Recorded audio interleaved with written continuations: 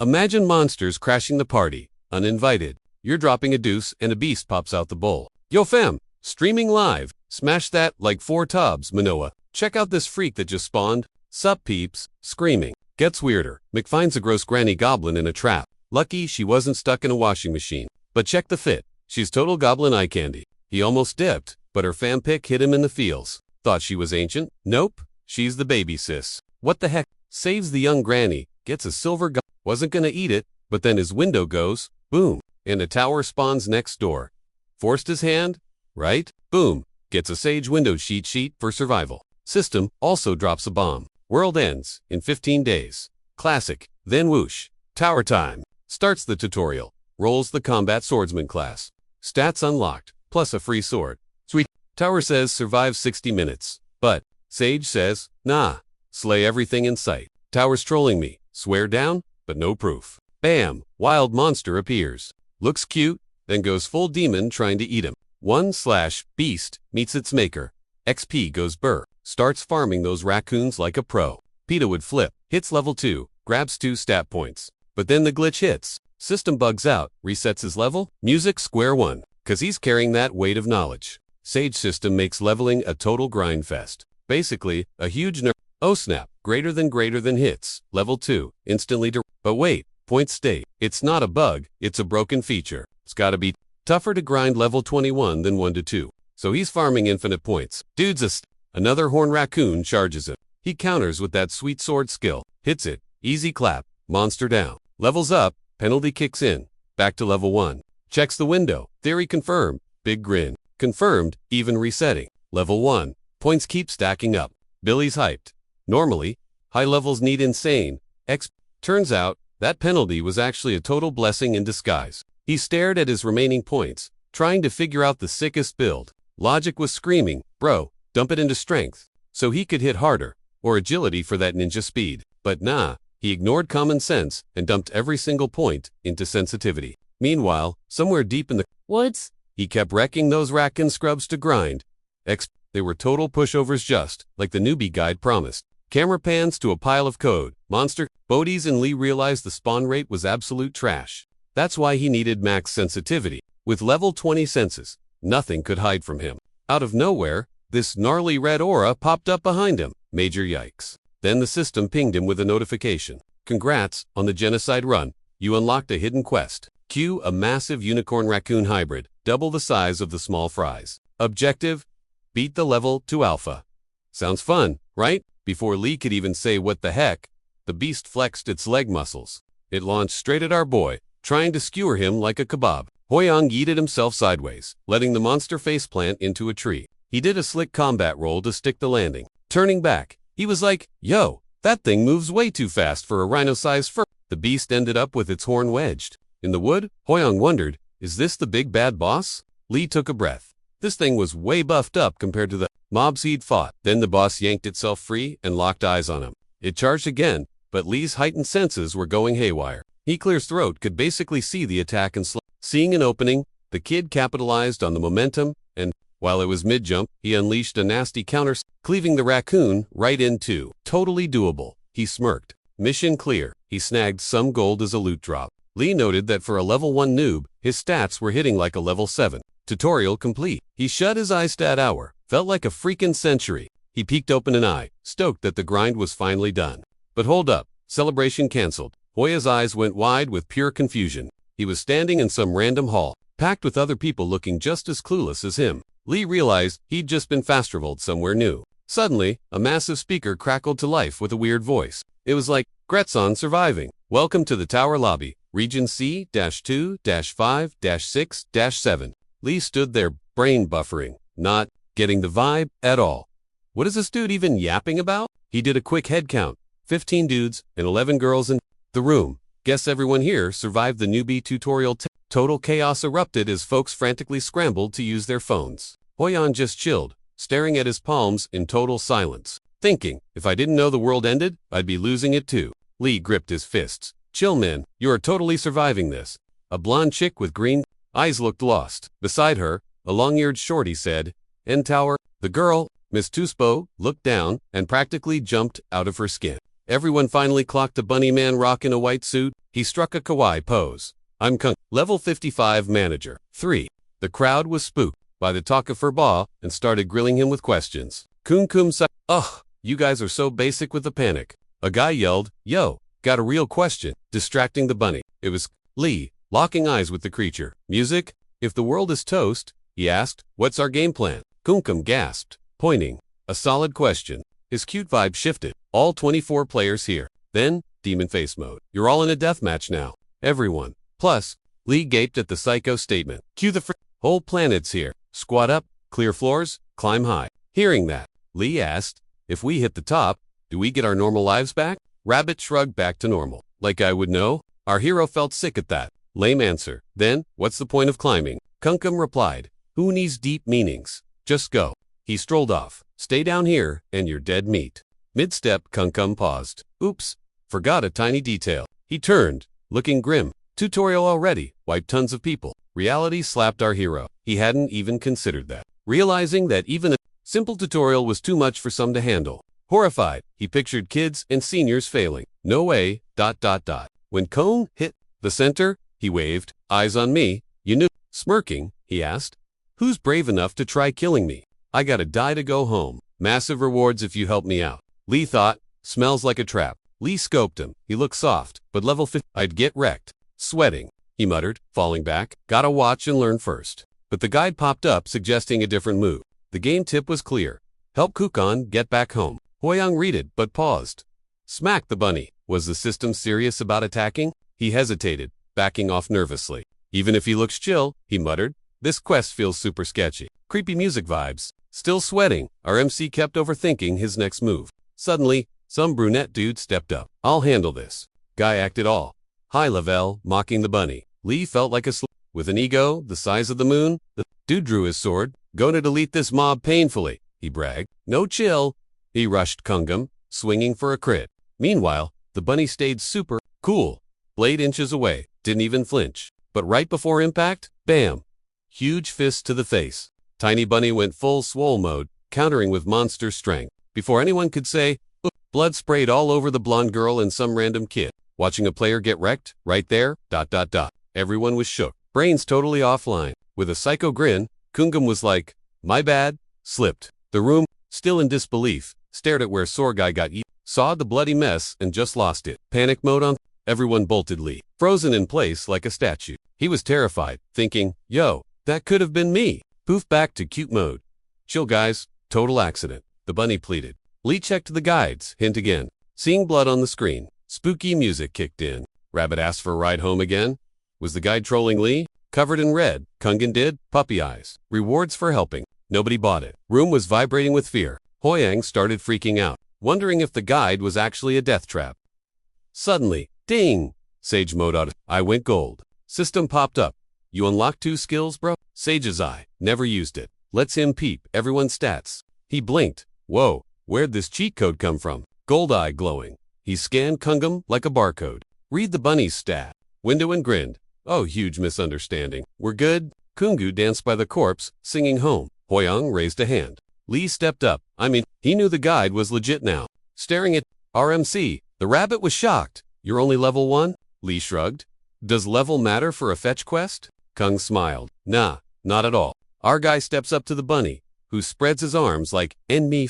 But suddenly, Miss Girl interrupts, begging him to chill, yelling it's sus, and he just saw a guy get wrecked. The mob vibes with her, telling Lee not to trigger a party wipe. Smirking at her, our boy's like, relax. I got a big brain play. Lee pivots back to the fluff ball, and while whipping out his blade, tells the squad, watch this sick move. Kungu stares him down, leaking creepy vibes with a stone-cold face. He shifts into beast mode and rushes Lee before he can even blink. The thing tries Sedekli with a massive haymaker. Flashback. Lee offered to help the rabbit earlier but felt its story was totally capped. He knew 25 peeps were there, but Kungu claimed 25. The whole thing was a setup, built just to spook the living daylights out of everyone. Back to now, that punch phased through Lee's skull like a glitch. Seeing that happen, the new nearby start losing their absolute minds. But Lee's still standing there. The beast realizes the gig is up and grins. Lee swings his steel, slicing that thing clean in half. Eyes glowing gold. He drops a truth bomb about a while. Kungu said 24 players. Kungu said 24 were real. Turns out the dead guy was just a hologram the bunny made. As it fades away in a blue, Mr. Kungu says GG Tuli, and a status window pops up. Turns out the boss had 0 stats, totally fake news. Before vanishing, Kungu goes poetic. Fortune favors the bold kid. And just like that, the creature glitches out and disappears. Lee watches Kungu. Moments, exhaling hard, cause he and the guide actually nailed it. Once gone, a blue pill spawns and drops to the floor. The crowd stares, realizing it's that sweet stat point reward. Lee walks over and snags the pill. Others start yapping about how shook they are, it was all fake. Still confused, one guy hollers at our boy, asking how he knew. He says he saw blood hit Cha, but neither her face nor clothes got messy, so he figured it was a scam. Inside, he thinks it's safer to stick with that excuse. Bully Kim steps up, trying to flex, saying that pill is wasted on him. Trying to roast Lee, he claims it was pure luck and he'd have won. Our main guy asks. His deal is, Kim claims since Lee's level 1, he was just hiding. The bully claims that Lee is weak trash who'll die soon, so hand over the pill for the team. Lee just thinks, is this dude actually for real right now? Lee dumps the point instantly, 0 doubts. Quitting isn't his vibe, yeah I know. Kim gets salty, calling him selfish, says he's just saving his butt cause he's weak. Lee ghosts the guy, figuring haters ain't worth it, but can he keep dodging him? Suddenly, that creepy voice is back, saying, gold's being passed out, everyone's totally lost. It keeps yapping, explaining that can spend cash in the shop, more kills equals more dough. Also, right here, the top earner got 7,400. Everyone flips out. John Sohm, a level 4 dude, admits the winner is a total mystery but a legend. Turns out, our hero snagged the 7,400. He stays quiet though. Shops open. It shows 3 ways to blow that cash. Music, get gear, boost skills, or pump stats. He drops serious coin getting stats to 20, then maxes out his sword skills. Lastly, a fresh fit spawns on him. No more sweaty gym rags? Thank God. Out of nowhere, a cute voice calls out to him. It's Cha, and she wants his hot take on something. He's like, why ask a level 1 noob? She says, levels don't matter. His guts impressed her. Peeping her stats, he knows he gotta hide his hacks. He asks her, cash. 800. She says, Lee asks if she lifts. She's like, nah, just walking. Dude, figures her stamina must be trash. He tells her to pump stamina, cause items won't save her. She agrees to listen. That voice is back. Floor 1, mission starting, AF 30 mins to form trios, or get randomized. He's sweating cause his level sucks. Lee knew teams were coming, but not this fast. Genome pipes up, since stats are public. Share classes too. Everyone starts picking their dream teams. He says his first pick was Ska. Can't say no to a healer, right? But everyone else, total rejection. Even with the healer, they hated his low level. Nobody joined Kazevel. 4s are chill and social, squating up fast. Freaking out. He wonders who the last person is then. Boom. Time's up. 30 minutes gone. Random fill for incomplete squads. Mission start. Scene. A gorgeous forest. Lee's already crying about his luck. Turns out, the universe hates him cause he's in the same squad as Kim to bully. Lee's thinking. Great. Stuck with a parasite. Kim glares, totally triggered. Our hero realizes Kim is level 4, but his toxic vibe means he has 0 friends. Can they even Lee decides it doesn't matter if it's doable or not. He has to force this team to work. No choice. Peeping the aesthetic blue sky. He feels hype. Gotta do whatever to survive this map. The squad gets a quest. Delete the Cobalt tribe. After a long trek, they spy the monster village from a cliff. Kim, acting all high and mighty, tells Lee, is soloing the enemies. Don't steal my kills. But Hoyoung's like, it's a team raid? Bro. Bully rages, calling Lee a loser. I carry, you yap. Shut it. Lee sighs, keeping the peace. Fine.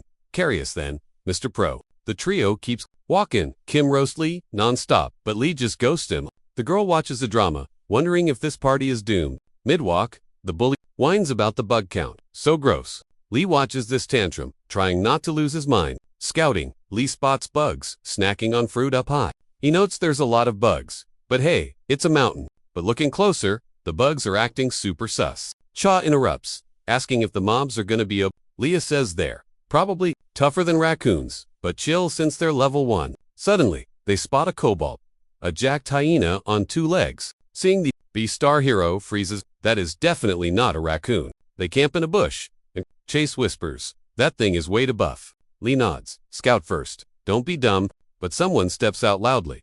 Monster alerted, nice going. While blowing their cover, Kim mocks Lee. hiding, cringe. Watch this. The bully eats himself at the beast, full send.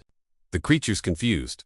Where'd this kid spawn from? Kim punches its face. Stay level 1 forever, worm. The other two are shook by Kim's random Leroy Jenkins moment. Bully looks hyped, actually enjoying the peep, but the monster just grins. 0 damage taken. Uh-oh. Shy and Lee camp in the bushes, while Kim goes total berserk mode on that poor kobold. Our MC is losing it, stressing out because Kim is being a massive, reckless bonehead.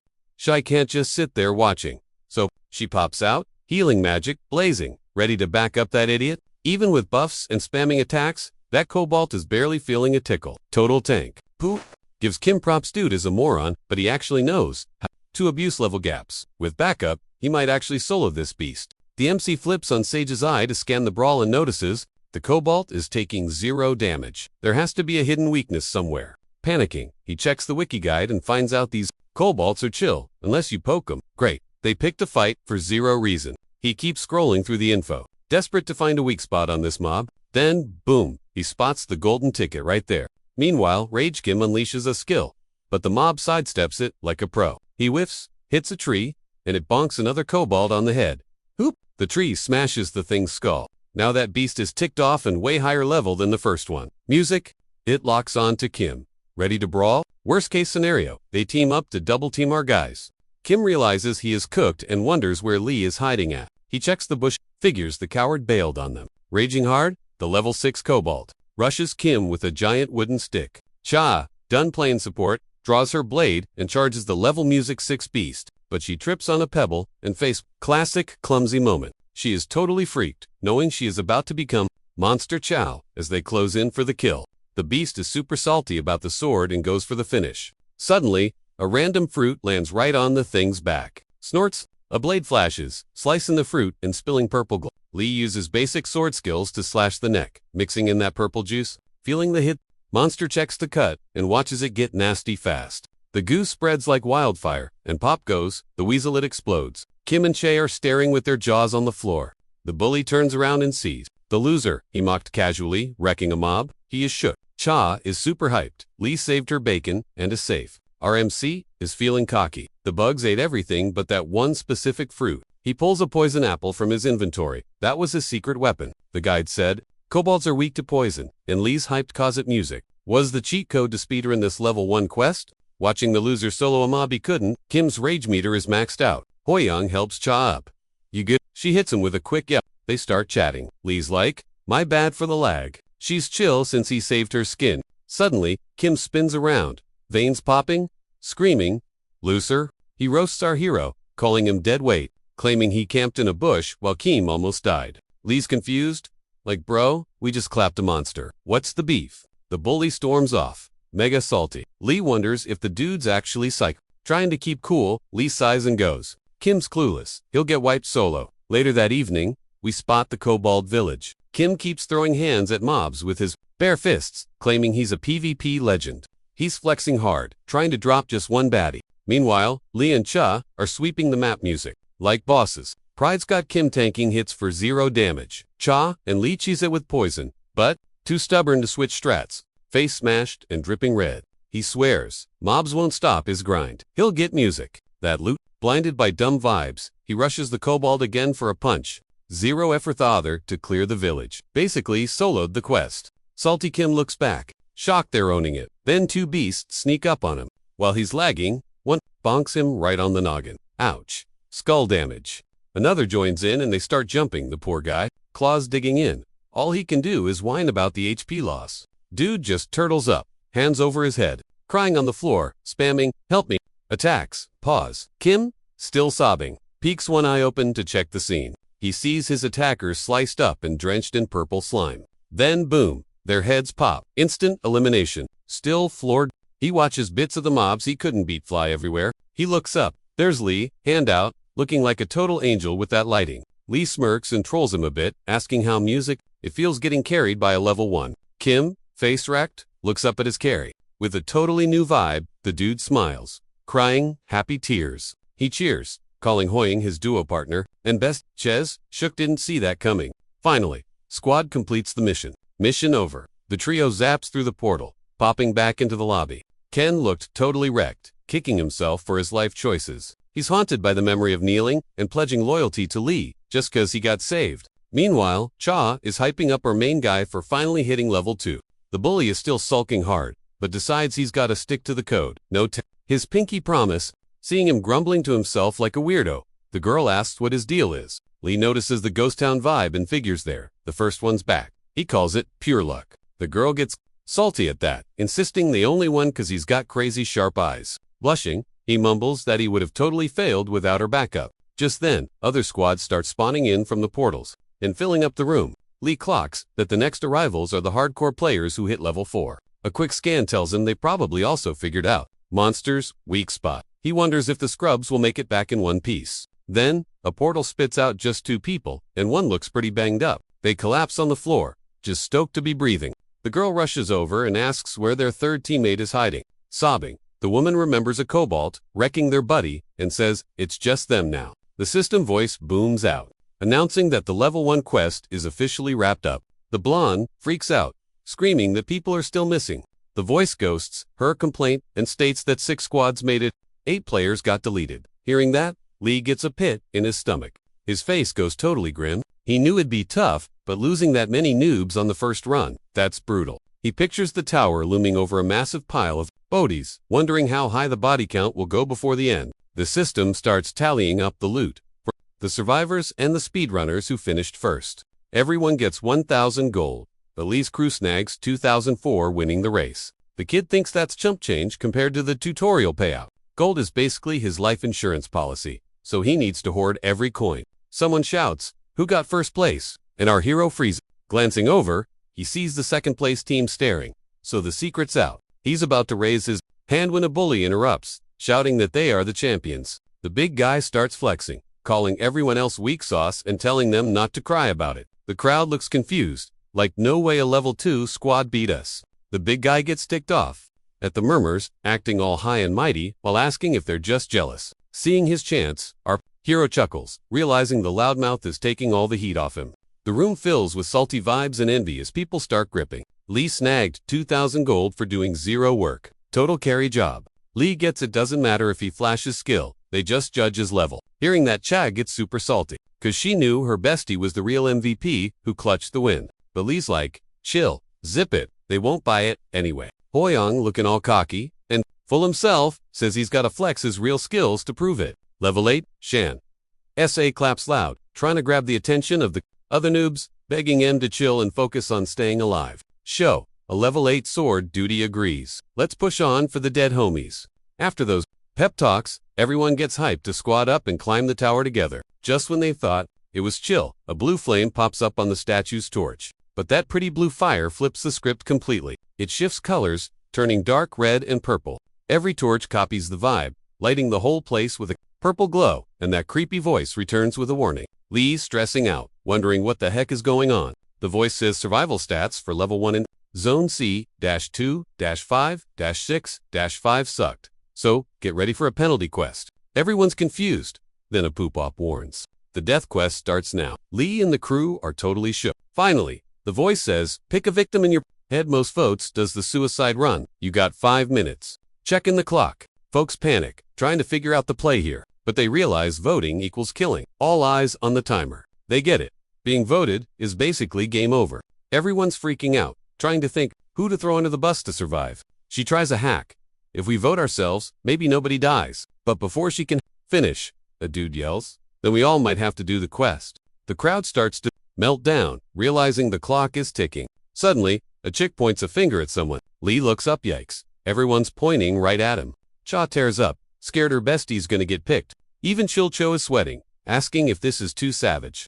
Facing facts, even a nice guy turns snake when it's life or death. He tells Lee, my bad, but someone's gotta go. Lee's bummed, knew it was coming. Still stings though. Juno, trying to justify it, says he, dude's desperate to not croak. That's the vibe. She's like, wait, self-vote. Lee picks Juno. We're Gucci. But Hoyen cuts in. Nah, bad idea. He says, Bayanjil's right. Way too risky to test now. Looking totally emo about it, he says trust is dead. So YOLO, no choice. He says votes kept piling on him, one by one, mainly cause he's a total noob. He claims folks forgot. Strong dudes should help weak ones. Cha keeps arguing, Some guy says he's toast anyway, 'cause he's weak. Lee says, masks off. Real faces show, giving everyone a super creepy evil stare. Tim snakes his bud. Ho Yang's like, yup, apocalypse now. Once time's up, narrator says, votes are in. Death door opening.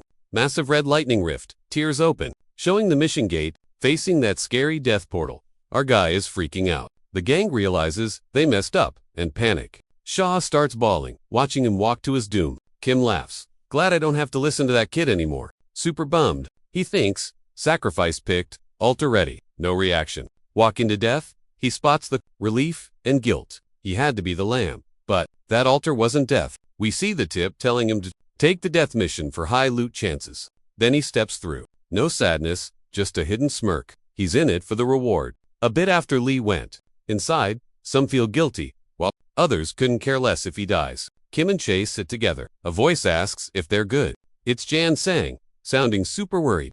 He's like, we barely know each other, but we gotta help out. Kim, with zero guilt, says he's fine. Claims folks get what they deserve. Junong's like, what's that mean? Kim Lisley used me, so he got sir. Chase flips. Liar, we only one cause of Hoyon. Kim snaps back that the kid had zero skills. Just lucked out with poison. But she's not having it. Clapping back that, without her bestie, that jerk would be totally toast. Mulling over her sass, he flashes back to Lee casually, wrecking every opponent, and wonders if the dude's skills actually rival his own. Deep down, he's totally praying.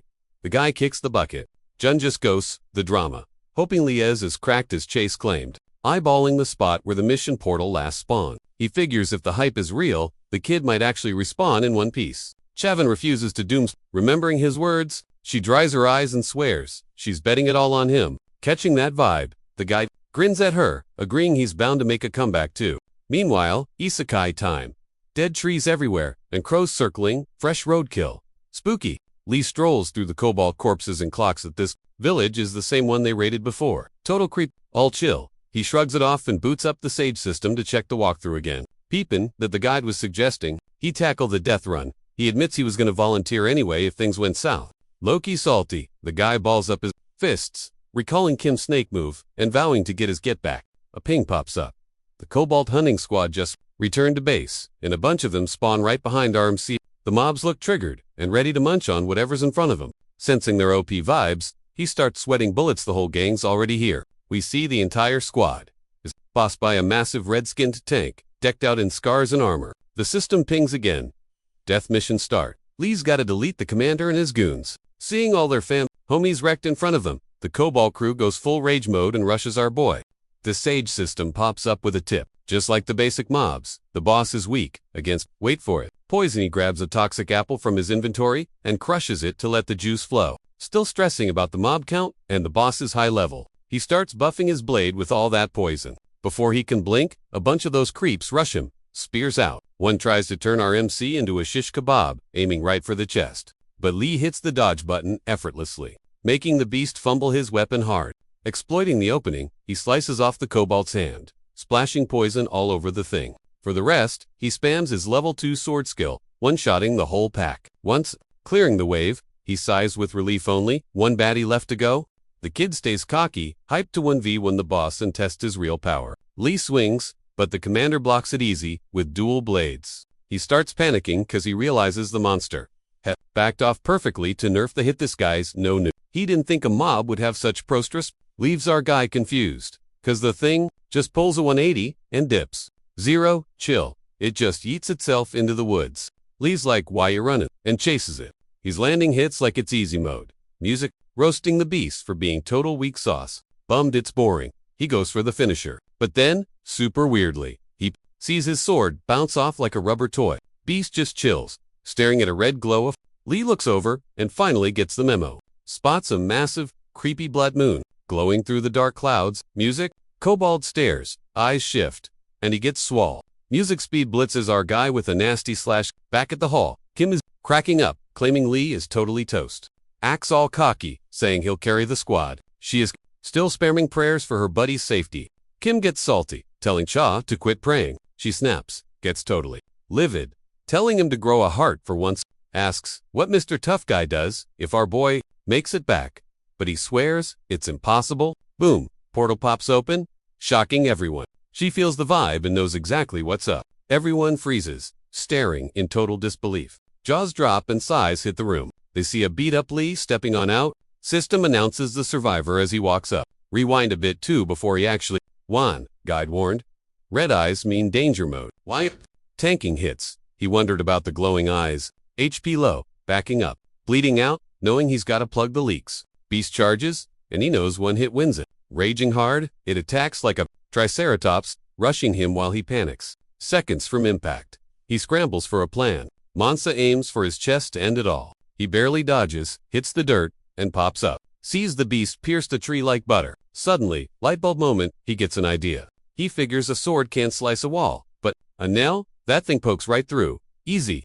Flashback time. He realizes he's been a total noob, thinking blades were only for music. Smelling a win, he goes, let's do this. And the beast rushes him for round 2. Lee throws his whole body into a counter, stabbing the monster to delete it for good. The critter puts everything into its legs and leaps at our hero, trying to turn him into a kebab. But nope, he focuses his skills on its shoulder, poking it and injecting that poison again. Seeing it worked, he starts hyping himself up because that monster is finally toast. Ding, new skill, stab. Notification pops up, mission over, and he's finally free. Back in reality, someone's sprinting at Hoyang like they're late for lunch. He flinches, but then sees it's his bestie Cha coming in for a tackle hug. But she gets interrupted. Someone yeets her out of the way super hard. Since she's light as a feather, she goes flying and rolls way back. She stops spinning, totally dazed. Like, wait, what just hit me? Turns out it's Kim, the big guy, crushing our hero in a fake bro hug. With a cringed face, he lies and says he knew Hoyang would make it back alive. Lying through his teeth, Kim claims a quest like that couldn't beat Lee, while Lee just wants to punch him. Breaking up this fake reunion, a voice shouts out to our main guy. It's Bianca Dooge, shook, asking if Hoyang actually survived that suicide run. He keeps talking, saying he's glad the kid is okay, but clearing that quest should mean massive XP gains. So if he won, why is his level still stuck at 2? Sus. Cue the haters. Everyone starts whispering, trying to roast our MC. Lee gets super salty but stays cool, figuring the world just loves keeping the little guy down. Reminds him of his past when he was a kid and aced his report card. Instead of props, the class dragged him, claiming he cheated because he was an orphan. It was like, society hates seeing underdogs win, so players bet he just hid or ran. They want to keep squashing the weak like bugs. And Lee gets it hotter's gonna hate, and they don't change their minds. Choking back all that rage, he decides he's gotta make a move. But then Cho screams over the chatter, totally livid. Music? She asks why. Everyone's still shading her friend after he survived. She steps to Lee, telling the crowd they're clueless idiots, and music. Spouting trash. Then Kim flips the script and acts like Lee is his king. Switching vibes completely. The guy snorts and agrees with Cha, saying she's right and everyone else is above. Musclehead keeps flexing, asking if we're nuts. Lee thinks Kim's the real psycho here. Lee watches his 2 besties going into full bodyguard mode. Whole room hates him, but he grins finally got back up. Feeling chill now, he knows the drill. Survive this tower, win over the haters. Time to drop a truth bomb. He struts to the middle and hollers, yo eyes on me, gotta show ya something. Hoyang spills the tea. Scored the unyielding sword, super rare loot from the boss. The judgy crowd is suddenly drooling over those stats. Jumpong rolls up. Whoa, Lee kept the poisoned apple. Sick. Music. Chat totally called it. He says that gear is a sweet prize for not dying. Lee's face flips instantly. He mocks the dude's words. Smirking, he's like, y'all got selective amnesia or what? He squares up, looking total boss mode now music, reminding them they basically tried to delete him. The room goes dead silent. Sensing the mega awkward vibes, Sha and Kim keep their mouths shut. Shimno's biting his lip like he's holding in a scream or gonna blow a fuse. The kid agrees with our main guy. Zero hesitation. Head down. Look emo, he admits. I lied to myself that it was okay.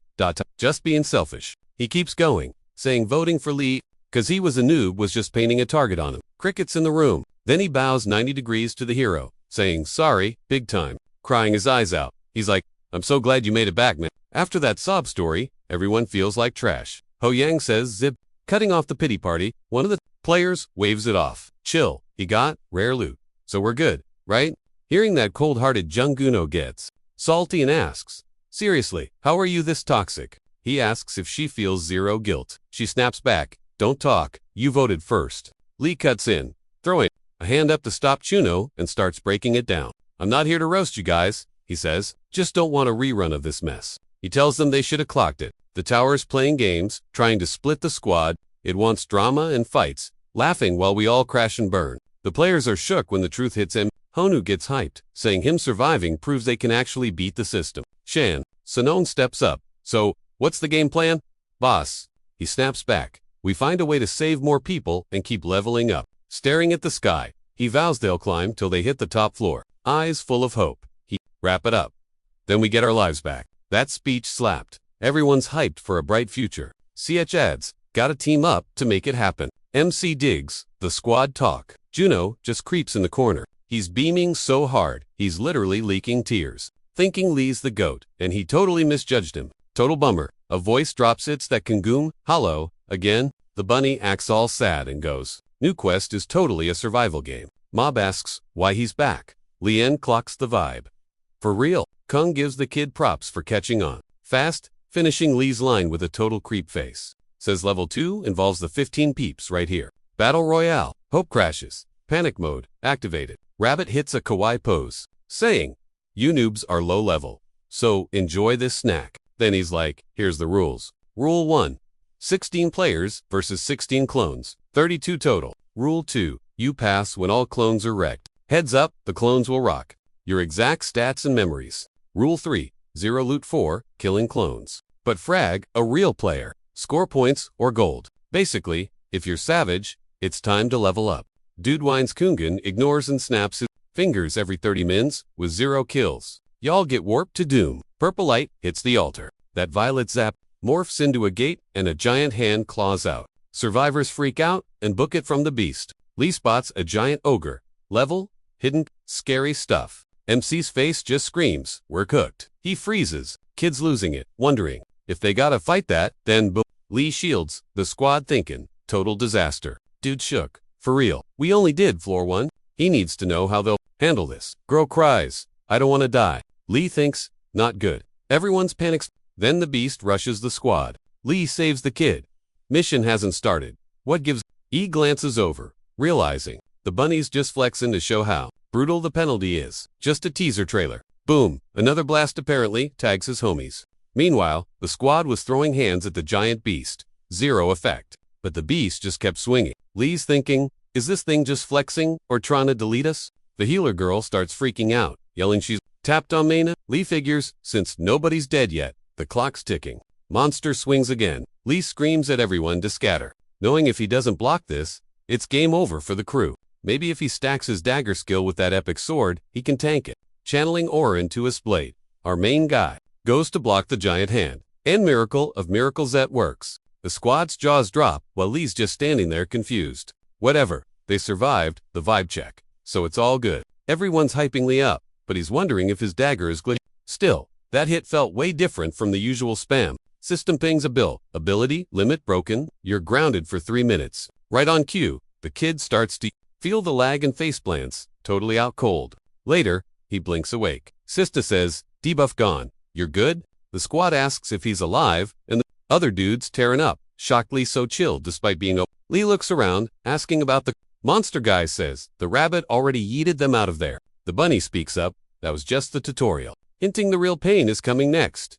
Like that wasn't enough. Since someone has to die every 30 minutes, your bestie might stab you. Pop goes a portal. The creature says, that's a wrap. And poof, it bounces out of the lobby. Lee's fuming. Can't believe that fluffball just trolled them like that. But he's stuck playing the game. Clock's ticking. Other dude panics. If we don't spot the fakes, it's battle royale time. Another guy says, they gotta cook up a strat, ASOB to fix this mess. Lee pipes up. Yo, I've already got the cheat code for this. The girl asks, what's the play? Lee says he's going solo. Y'all just chill and do nothing. Camp out on the 2nd floor. If anyone besides me starts throwing hands, jump. That's the imposter. The dude asks, for real, that's the plan. Girls like I get your high level, but that's super risky. Lee asks, remember what the bunny said? 0 loot for killing fakes, but killing teammates gives X. The quest looks like it's about fighting clones, but the tower just wants us to murder each other. I'm not letting this game troll me anymore. So this strat, it's the only way to beat the system. But Miss Skeptic wasn't having it, asking, seriously, this is the play. Then another dude chips in, nah, I'm with him. Less dying this way. If he's gonna act like the MVP, he must know how to spot the fakes. Lee smirks, duh, obviously. TikTok system yells, floor to start. 1 kill needed in 30 minutes. Or else, while walking, that other guy grumbles, why listen to Lee? Let's just climb and chill. Suddenly, our guy gets a bad vibe. He ducks for cover fast. Oh, it's just Lee. Lee's like, bro, your shoulders are way wider than that tree. Guy sighs. Just Lee. I totally thought you were a fake. Bam. Dead instantly. Cut to Lee reading a cheat sheet later. Max out, perception, get OP skills. It says, Lee's hype. He was actually sweating bullets. After lying to everyone about spotting the he dumps points into perception. How many till I get the loot? Ding. The system shouts. First to hit, 50 perception. New skill unlocked. Boom. All 5 senses just got supercharged. Radar mode on. Cost half his gold. But hey, totally worth it. Suddenly, his spidey senses tingle. Knows the voice? Someone's ahead. It's whiny guy again. Still complaining about Lee. Lee's shook. Dude's 500 meters out but looks HD crisp. Then, a nasty stank hits him.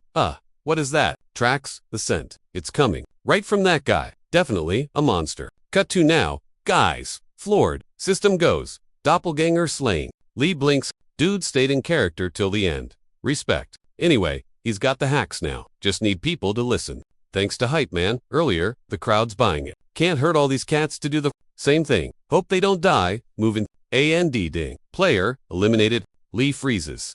Monsters attacking. Or PV. Who the heck did that? Not sure yet. He bolts anyway. Gotta catch that jerk fast. Up a tree? He's fuming. Someone died while I was busy. Scans the area. Hunting the killer. ... Wait, what's that? Meanwhile, some dude's planking on the floor with his evil twin staring him down. Zero hesitation. Our boy yeets himself at the freak, which morphs back into a human instantly. Doesn't matter. He's ready to end it. Figuring his own clone would totally be the first to start a killing spree. Then, boom, plot twist out of nowhere. He was just stoked to bag it before the body count rose. Still, rip to the poor soul who got wrecked. Peeping the bod, Lee spots a glitch in the matrix cause the copycat rocked a longsword.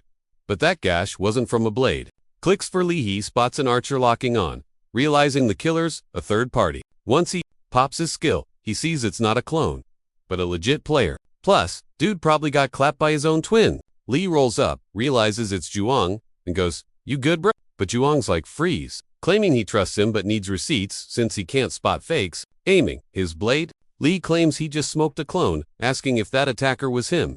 Juong goes quiet, processing the info, then clocks, it's the real Lee. Before blacking out, he warns the kid to watch out for his evil twin. Skip ahead a bit, the scene jumps to him waking up salty, saying if he hadn't lost that punk, nobody would have died. Now he felt like dead weight. And knowing a guy with his mug was murdering folks. Total vibe killer. But Lee's like, nah, not on you, saying they're just stuck in this tower game, so focus on survival. Just then, our MVP spots something as the rest of the squad pulls up. One girl's relieved they're safe, saying she panicked, seeing those two players get wasted. Walking up to Ju, she asks if he's good cause she's about to heal him up. Lee jumps in, yelling at him to back off cause those are fakes. Juong's like, you sure? Right then, the monsters drop the disguise. Zero chill. They rush the duo instantly. One creep asks if he's still mad about the death mission drama. Juong tells him to chill, promising he'll handle the other copycat. Middle of the chaos. Lee is shook, wondering why these clones are in his face again. Suddenly, the girl tries to jump the MC from the back. He barely sidesteps, but no time to breathe. The other beast is already on him. Lee dodges the backflip like a pro. But landing, he clocks an arrow zooming at his face. He swerves last second, and a voice goes, "Close shave." Turns out, Juicy was the one triggering the bow. Flashback to Premeet. He was spying on Lee wrecking the clone. Knocking an arrow, he preps it, loving the thrill of trolling people into traps. Back to now, Juong goes, "Oops, mask off." He's dying to know Lee's vibe check on the real him. Salty, betrayed, or just totally raging. But our boy just smirks. He was waiting for the cringe reveal. Way worse. Juong's like, cue flashback to Lee playing nice guy. Lee's like, "Bro, I see stats. Yours spiked hard." Juong gasps, totally shook. Lee's a wild one. Tower's pet, for sure. Lee asks, "Really fragging people for gold and XP?" Dude fires back. "Need a reason. This server rewards best WA ever." Firing an arrow, he asks, "How do you not kill?" Lee thought maybe he was forced. Dodging, he realizes he dead wrong. Creep just kills for kicks. Just a psycho needing a dude rushes in, but Lee weaves past. Mid-air attack, Lee blocks. Same old trick? Another arrow zooms in. Lee miss. Got any fresh moves? Then the clones creep up. Lee thinks, sniper, big buff for them. Solid team comp, especially with that healer. Lee's puzzled. Dude definitely prepped this build. Juan shrugs. Standard prep to snag a big fish. But the kid's struggling. So, he, like Sid, more fight means a painful game over. Lee just listens. Stone Zhujiang readies. Arrows. What you're doing. 3-man rush. Lee stands still as a statue. Ping. Sistery superior senses online. Lee thinks, right where I want him. He starts scanning clone stats. Dodges the spam. Counters a clone. Zero lag another clone starts casting. Weird magic. He sidesteps and deletes her. Such a waste of bits, he thinks. System ding. Clone down. Next, kill in 30 minutes. Zhuang watches. Quiet. Then he drops to his knees. Shook. Crying. He begs. Mercy. The loot blinded me. Said Lee's skills were felt like a fit, but he crossed the line. Just wants to forgive and forget now. Lee drops a knee, acting all submissive, but bam, the dude shoots an arrow right at him. But Lee isn't dumb. He saw that coming and wrecked him instantly. Still, he's totally shook because he actually just offed a real person. Suddenly, a creepy red alert pops up saying he smoked an assassin player and unlocked the chance to join the dark side. Then this wicked red glow starts viving around him. Systems like, be an assassin. You get buffed stats and doppelganger backup. Huge payout was waiting to. Then, this shady figure starts forming out of nowhere. Lee puts 2 and 2 together, figuring this is how Zhuang was bossing all those clones around. But the real kicker, he could score legendary gear, or even a god tier skill. With all these insane perks, it was seriously tempting to say yes. Smashing clones was rough, but he did it because they weren't real people. If he went down that road, he'd have to clash with players way more. And bet your butt, some of them would be fellow assassins too. So, our main guy just hits decline. No way he's becoming a creep like that guy. Later, scene change. Looks like he met back up with the squad. Buddy, whose clone got wrecked, asks what took him forever. Lee's secretly thinking, being an assassin might be kinda cool though. He walks up like, look, I know this sounds weird, but ... double quotes, ... Just trust me and do what I say. Dude asks what the plan is and if Lee can actually spot the fakes. Lee swears he totally can and thanks them for hearing him out. But twist, that wasn't Lee talking. Lie turns around, seeing his own clone. The gang is freaking out, clueless on who's the real deal. In the middle of this mess, Lee's thinking, major headache. This is why I wanted to frag him earlier, but Zhuang totally ruined that plan. Both Lees have a stare down, and the real one realizes. It's a big brain battle, now him versus the copycat. Teammates confused, saying he can't tell them apart, but they gotta explain what's up and if they actually beat the clones. Basically, who actually got the kills. Lee stays zip-lipped, calculating that there are currently 8 people down or clones that got dusted. If he lists his 5 kills, the rest are obviously players, meaning he could prove he's legit. But surprise, the clone rattles off the exact same names. Lee just thinks, called it, he knew that was coming. Suddenly, the faker starts running his mouth again, claiming those 2 were his squad back on floor 1, and asking if he fragged their clones. Like, what are the odds? Lee blinks, realizing the imposter started beefing before he could. The squad starts whispering, wait, for real? Then the fake claims Lee thinks our Ruan is the clone. Duh, they knew he was way higher level.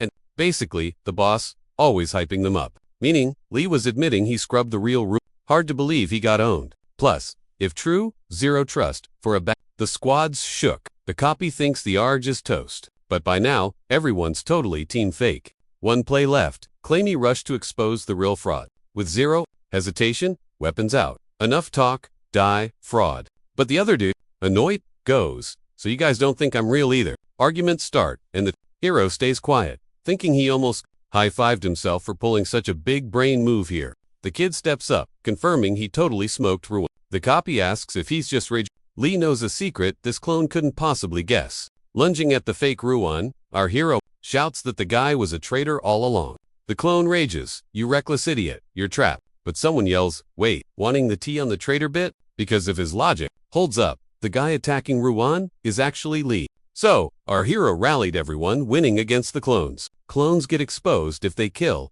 so no aggro allowed. Since Lee could spot him, the fake had to prove itself. No bluffing. Instantly, our boy claims Ruan was a demon playing nice. But a girl nearby snaps, asking why he diss Ruan. Glaring daggers, she rushes the hero, screaming she won't forgive this. Suddenly, she gets jumped. Confused why? Turns out, Ruan did it. Boom, player down. Amidst the chaos, Our heroes shook. The guy can still move. Ruan cracks up laughing, saying that's the exact goofy face he wanted to see. Just then, a new challenger appears and totally stomps Jueshin. He apologizes for the lack of trust. Like, my bad? Just tell me what to do. The whole squad watches this and realizes, oh, snap, that's the real Lee. Zero hesitation, the gang whips out their swords, waiting for the kid to drop the game plan. Our MC's mind is racing. This vibe is totally different from the last run. He speaks up immediately. Guys, I've got a strategy. Suddenly, the fake goes full monster mode and lunges at our hero. But nope, he sidesteps that attack like a pro. He keeps talking while dodging, yelling at them to dump all their gold, to boost their stats right now. He figures if they power up, the clones won't stand a chance against their new muscles. See, the copycats are stuck with the stats from the exact second the mission started on floor 2. So spending cash now makes this boss fight a total breeze. Then that other dude pipes up, saying, man, a lot more of us would be alive if Juicy wasn't such a jerk. Lee figures second is taking it the hardest, since it was his crew that got wiped. Honestly, Lee is pretty bummed out too, since he was aiming for a perfect run with 0 casualties. Still, other teams in the tower are probably screwed. Way worse, since they don't have his cheat code walk. Bet, a lot of folks are turning into player killers right about now. The fights are gonna get intense, and his power level is still trash. That's why he got this guide skill there, has to be a reason for it. It's not like he's some super genius or anything, but if people trust him, he's gonna hustle to keep everyone breathing. Suddenly, Singh steps up to our boy to start, gushing thanks, admitting they'd be toast without him. MC is humble though, telling them, you guys did the work by listening. Second notes, Lee is only level 2, despite being the guessing he's got some weird hidden skill messing with his display. Lee thinks, dang, this guy is sharp. Impressed by Second's instincts. He's gonna be a solid asset later on. Then Second bows. Sorry for thinking you were sus earlier. He admits he totally underestimated the kid. But Lee waves it off like, don't sweat it, dude. Other guy laughs. We were blind. Should have bet on this kid from the start. Second speaks up. This might sound kind of shameless, but I think you should lead our squad from now on. Our hero blinks, surprised, then grins and says, you're on. Fast forward a bit, the scene jumps to a new spot where everything looks pretty chill.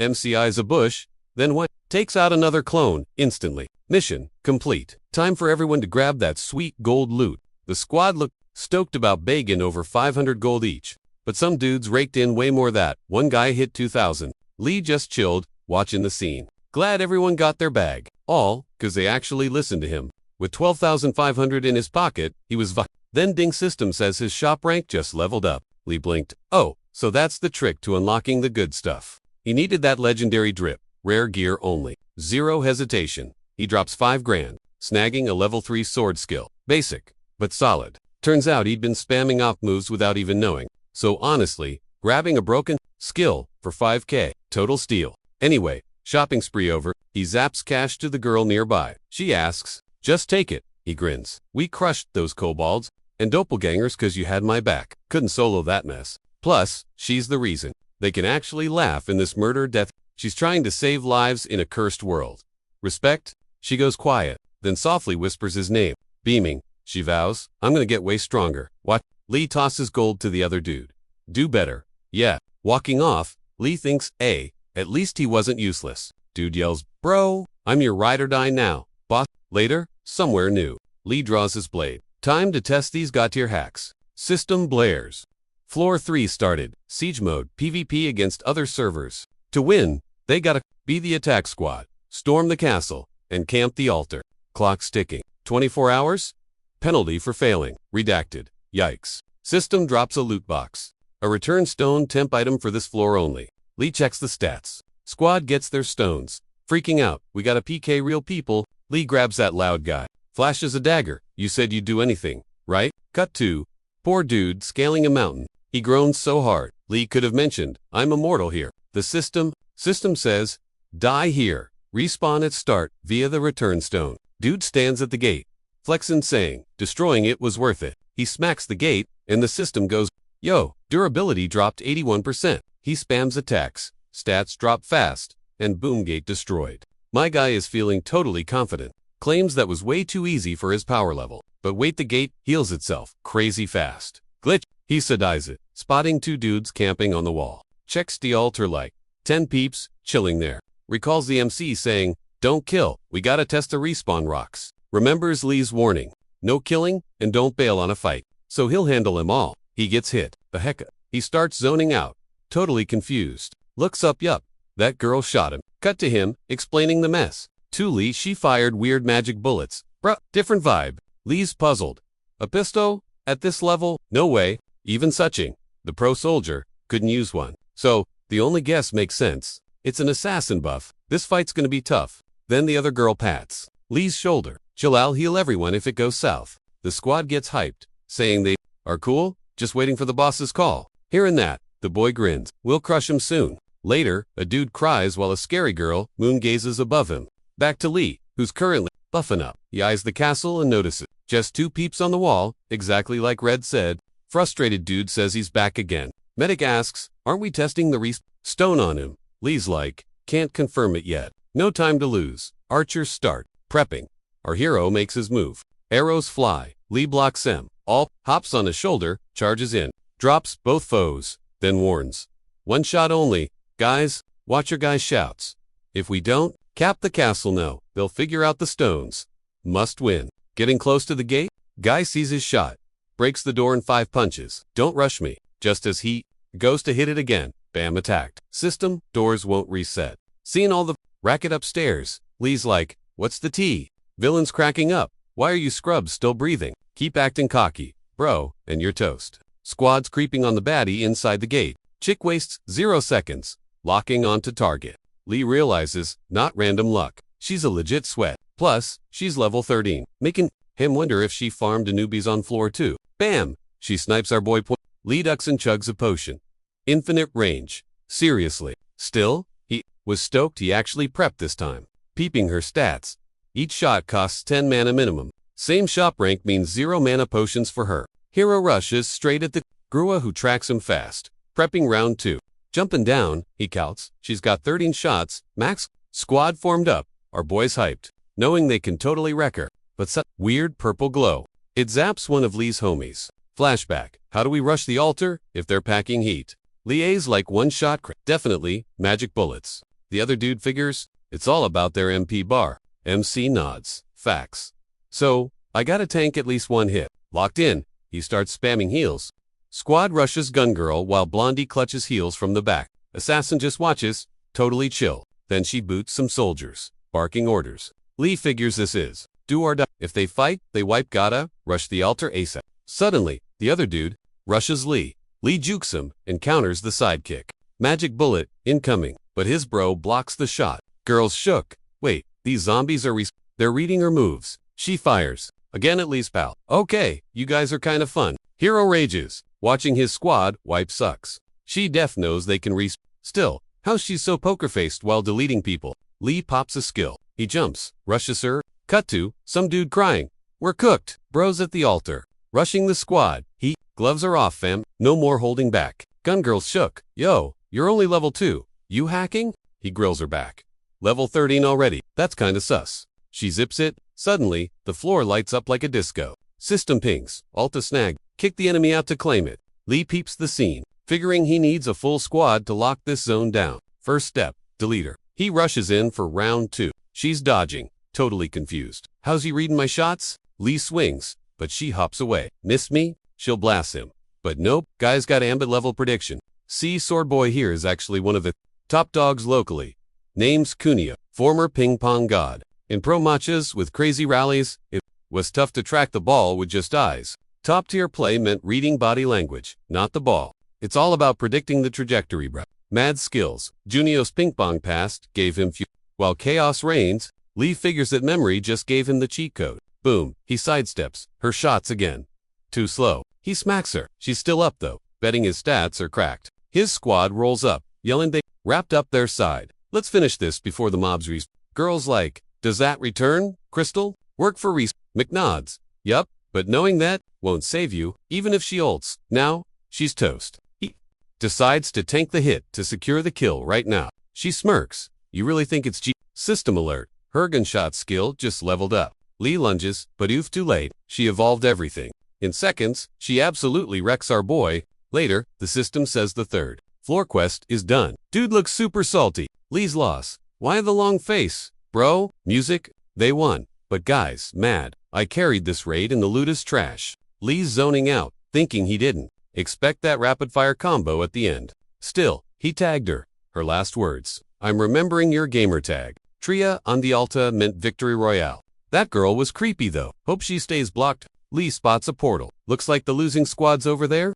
System drops a bomb. Losers get the disaster penalty. Yikes. Suddenly, a beast appears and starts wrecking everyone. Total chaos. Dude screaming for mommy. One girl walks up and is like, "We gotta save them." But too late, our squad just stood there watching the carnage. Meanwhile, some dude in the portal was begging a lifeline, but Lee just glared, super salty and totally over it. Voice booms.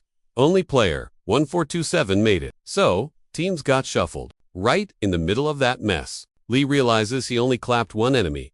Lame. Then bam, a random stranger pops up out of nowhere. Turns out, it's that girl again. System pings. New squad formed. Looking around, the girl goes, "EW.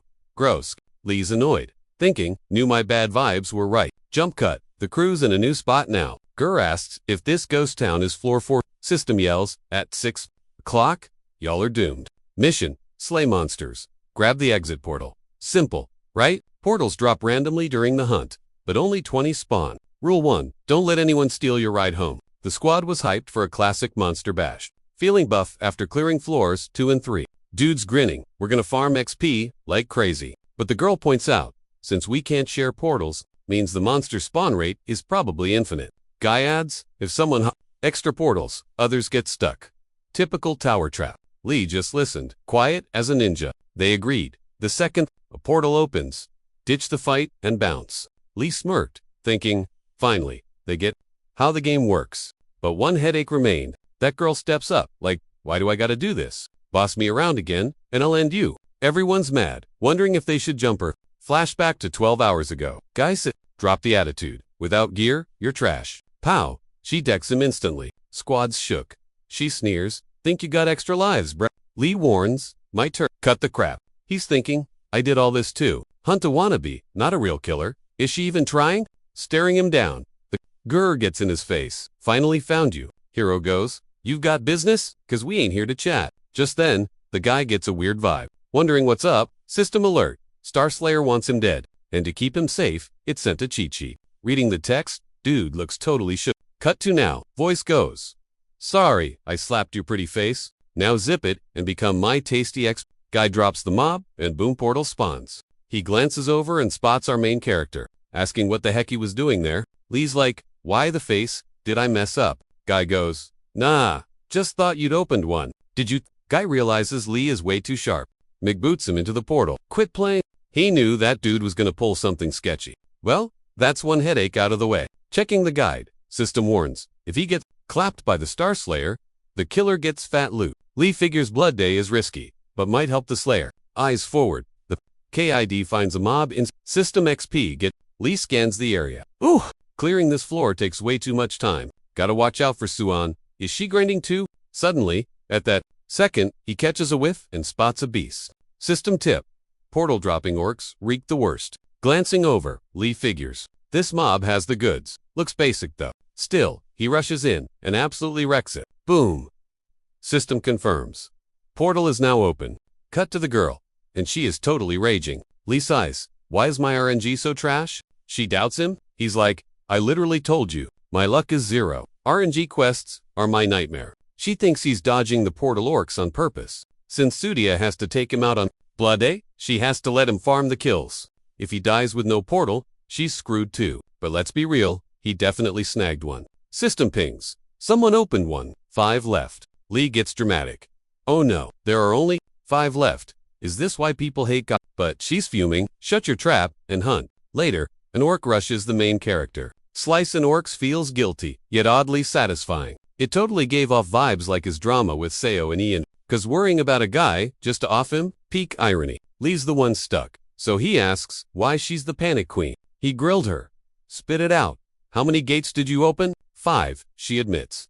Lee whoa, overachiever. Still barely in the safe zone though. She's hoarding 5. He's rocking a sad single one. Tick-tock, 3 left. Just them to chillin' on floor 4? Suddenly, the system screams out that we're only 10 minutes to exit or it's game over. He bolts instantly. "I'll find my own ride out." "Hold up." The girl hollers at him. Lee pauses. Did she actually clock his plan?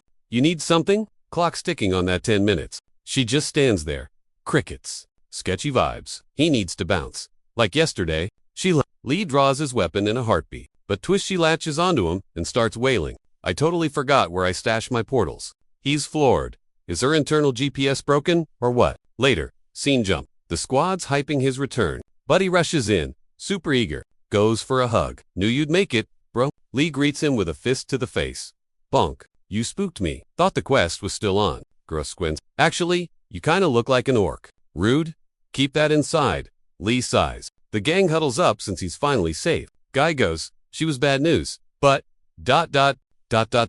she'll single quotes. S-squad, now, let's vibe. She scoots away. Ooh, dude gets salty instantly. Should have let you rot on floor for zip it. He fumes even harder. Starslayer dying cause she got lost. Lame Leith, better to just have her owe him, big time. Gotta stay sharp, regardless. Voice pops up. You noobs used to this yet? The rabbit appears. Emblem gets sniped. Girl groans. Why is that thing back? Lee blinks. She just blasted the bunny. It heals instantly, charges, and seemingly lands a hit. Lee watches, totally stunned. Rabbit launched her like it was nothing. With those stats, it probably went easy on her. Bunny chilled, said wait up cause the grind's not done. They ought to be bouncing to the next quest. But first, gotta clear a side quest before the next level. Hit the hall's end. Boom. Teleport time. MC looks around place vibes like a dusty library. Bunny goes, pick a book. Helps you live or is trash and you die. No pressure. That dude claims no dusty book's gonna boss his life around. Kid asks if a sword manual will get him buffed up. But Bunny's like, nope, no spoilers allowed. Plus, books go poof when level 5 starts. Better pick a winner or you're toast. Bunny vanishes. Everyone's like, what now? Still, they grab books that match their vibes. Lee figures searching for other loot is a waste. Just then, the C's pings him to snag that SS rank cheat novel. Lee snags the book. C's warns, no swaps, no spoilers. MC eyes it, salty cause the title sounds trash. Still, he bet it. Was hyped for a reason, so might as well read. Starts reading. Ooh, it's generic fantasy trash. Peeping around, he sees everyone else leveling up, should have grabbed the sword. Skill, he regrets. Sadian, he spots a buddy pitching a tent. What weird book is that? Also, what's with the constant banging noise? Girls raging, swearing. She'll end that bunny. Lee dips fast, figuring he better steer clear. Suddenly, C's says the time's up. Zap, off to floor 5. Boom, they're in a classroom. Don't know the extras, looks like time froze. Girls like we, look younger, dude agrees. Lee figures they're de-aged for the mission theme. Checking his left. Lee Shuxiang looks totally teenaged. Someone chirps. Lee, you look exactly the same. He turns it's the healer chick. Man, she was a total looker back then too. Still, can't believe the guy next to him is the assassin. She snaps what? Lee thinks Xiang never changed. Then a voice starts, asking if they dig being young again cause it's rad. Level 5 mission. Total RPG vibes. Just a dimension where humans and monsters chill together. Boom. We're suddenly Hunter, Academy. 4 days of random quests popping up. Fail equals death road. So, don't suck. Lee survived crazy stuff before, but total noob. They'd be toast here. Still, kinda regrets picking that book over a sword skill. Bunny didn't wait. Time to upload memories. Bam. Weird spirit energy. Smacks everyone's foreheads. Lee too. System says, brain update complete. Lee's tripping on having dual memories. Must be cause he'd read that weird novel earlier. Rabbit says, mission starts after class. So have fun while ya can, kids. Later, Teach is droning on in class. Lee realizes he's basically just an NPC here. Guy in front, Unima, the main hero type. With his cheat codes, he hogged all the loot and became OP. Teacher drops a super hard question. Right answer equals sweet shop points. Unima thinks regular students are too dumb. And only he, the protagonist, knows this one. Before he could flex, Lee interrupts. It's action material. Researched by Brown's team. Prof is shook. A genius appeared. Lee bags those shop points. Now the novel gift makes total sense. Who needs swords? He's stealing the hero's destiny. Cut 2. Outside guy asks, how'd you know? Lee's like it is into download, bruh. Dude's salty. Lee says, take it up with the tower. Then some girl asks when the real fun starts. Lee knows the plot. It starts right now. Ping. System alert pops up. Clear dungeon by building B60 minutes. Lee I is the boss. Loot. Super rare drop. Usually, it's for the hero, but Lee's snatching it. Later, they're creeping in the dungeon. Dude was totally shook, asking how the squad found the spot. Suddenly, DMC teleports behind him, deleting an orc. Like, think you're the only special snowflake who could find this. The OG novel hero's jaw just hit the floor. Stunned. He's clueless on how they tracked this hidden zone. Are his classmates cracked? Especially Gun Girl and Sword Lady. You don't just forget players with stats that high. If they keep fragging, they'll swipe his loot right under his nose. No time to chill, guy grabs his spear, yeets it, skewers every orc like a shish kebab. Then it pulls a U-turn and zips right back to his hand. Magic? The squad realizes this dude is actually built different. Lee watches the OG hero, realizing a beast. He won't share loot, so it's throwdown time. Riding this hype train, they'll totally crush the quest. Zero issues. Izak clap. To bag the loot, they gotta farm orcs to unlock the boss battle. Novel guy is stronger than Lee, but Lee's got hacks for tracking mobs. Meanwhile, she's salty, thinking she fell for his troll moves. Smash cut back to Lee, rushing the mob, wrecking most of them solo, but one survivor tries to jump him. But bam, the girl swoops in for the save. Another drops from above. She barely dodges the hitbox. Meanwhile, novel guy is farming kills like crazy. The squad watches from the back, totally awestruck. From the sidelines, a girl asks, Lee seems a bit sweaty and try hard today. Bro says, nah, that's his noble heart protecting us new. Crying, real tears. He's like, I stand Lee so hard, pumps his sword, swearing to grind harder too. Lee hears the noise, confused, but gets back to work. Ding, system alert, orcs cleared, bus room unlocked. But the invite went to novel guy, not Lee. Our boy is gutted, thinking he gave 100%, but still took the L. As novel guy enters, Lee debates quitting. Raids quit? Before the door shuts, Lee yells Lamian too. Bro, the dude pauses, super confused. What? Lee drops the bomb. Wanna know about regressions? Smirking, our hero knows he ain't quitting that easy. Next thing, the boss door opens, and it's Lee. Flashback time. The guy asked, who even are you? Lee's like, chill with the sword, Breb, but the guy keeps nagging. How'd you know I loop time? Lee just shrugs. Does that even matter? Danny drops the bomb. Winner, you worth, Q.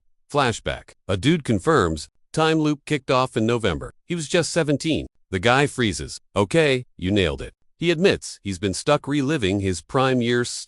He was super jealous of the future he couldn't reach. Kept quiet, cause he was desperate to see that winter at age. Mostly, he's totally over this endless rewind glit. Back to now. Lee smirks. Let me solo the boss, and I'll teach you how to smash that time loop. Lee knows this guy's only dream is escaping the reset. Hell, so he's got zero choice. He has to say yes. Stressed, the guy warns, if you're trolling me, you're dead meat. Still, he caves and lets Lee rush the boss. Jump cut to Lee, who sneaks into the boss room. A massive beast is staring him down. Lee gulp. This boss looks super sketch. No wiki or guide in this novel world, so he's got to stay chill. Whatever.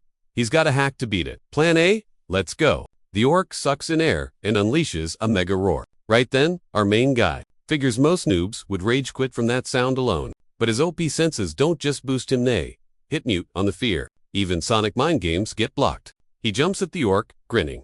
Nice try, big guy. That won't work. Strut to check the build. Torso, steel hard, but those legs. Totally skipping leg day. Lee ducks a swing and instantly slashes at the monster's ankles. A few combos later, the beast drops to its knees. Lee ain't finishing yet. He instantly charges in. That loot is mine. Ding.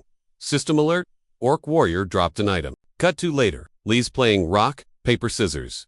Seriously. The guy rages at another loss. Lee's thinking, that's 11 wins straight. You hacking? The guy asks. Lee just laughs. How do I hack a hand game? Just pay up the gold. My guy. Only 2 mythic items exist in this story. One is Jungerthy MC's aimbot weapon that never misses. The other one? That's Nick's rant. The loot he just snagged from the orc fight. It looks basic, but it crushes the main hero's gear. This thing is going to be his ultimate safety net for all the crazy plot twists coming up. So the MC loses the ring. Bummer. But I'd spill the tea he needed as a trade-off. Fair swap. Besides, I only wanted one specific loot drop here. Then someone slides into the seat next to me. Swan challenges me to RPS. She thinks it's about skill and speed, not luck. Sweaty gamer vibes. I ask the stakes.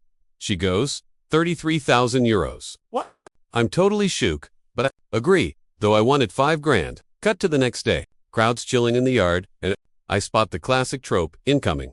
The magic punching bag test. So basic. Just then, Teet says, hit the crystal with your gear to see your power stats. The brunette dude is hyped to check everyone's power levels. Then everyone starts smacking the rock. Some dude hits a 43 score, leaving the chat stunned cause that's actually decent for a first try. Brunette guy thinks the stats look pretty. Hi, but my cheat sheet says this guy is secretly a beast. Teach calls up the next new. Brunette steps up, hits the gem, and boom 6-9.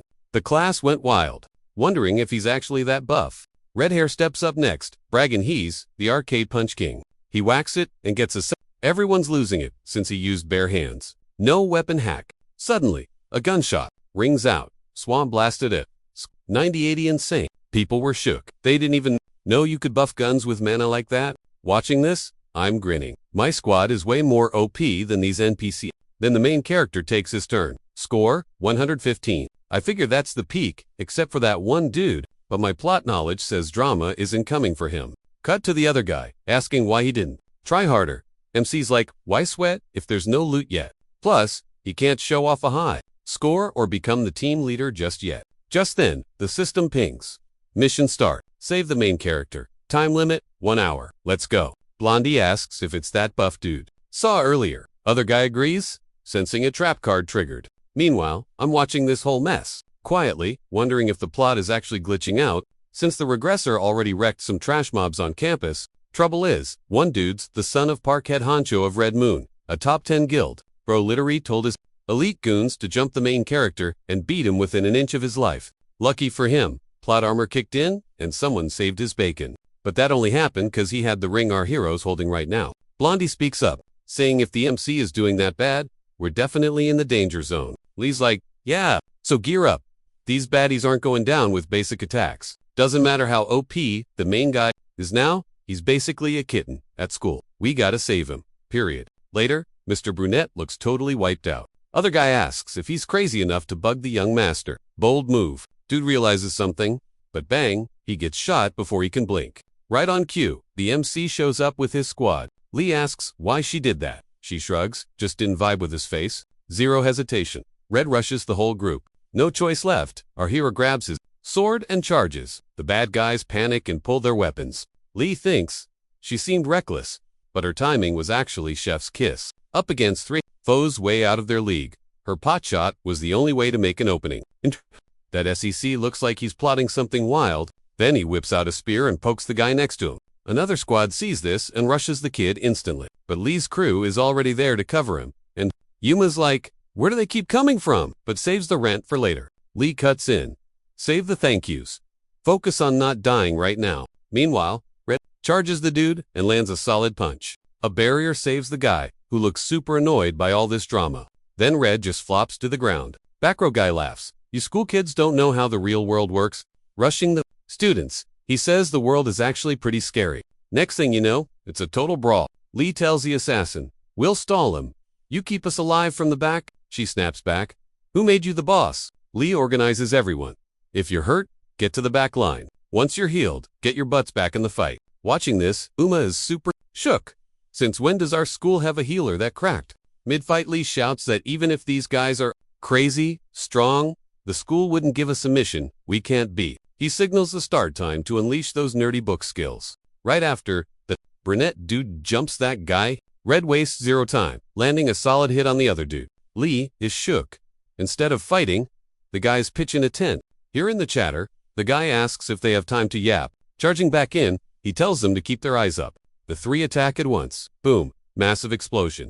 Lee's squaw is still standing. He admits these guys are beasts. After crushing those past missions, he figured his team was basically unstoppable. But these vets are on a whole other level of teamwork. Even though the trio fought in a slick formation, taking just one down would wreck it all. But there was zero chance to pull that off. It was like staring at a locked iron door. The healer girl yells, hang tight, I'm supporting you. Black hair says they are tough cookies. The country's hunters have a bright future. White hair snaps, not the time to get comfy. Let this slide, and it gets way more dangerous. Meanwhile, that other dude is totally losing his mind. Zero hesitation, he rushes the players again.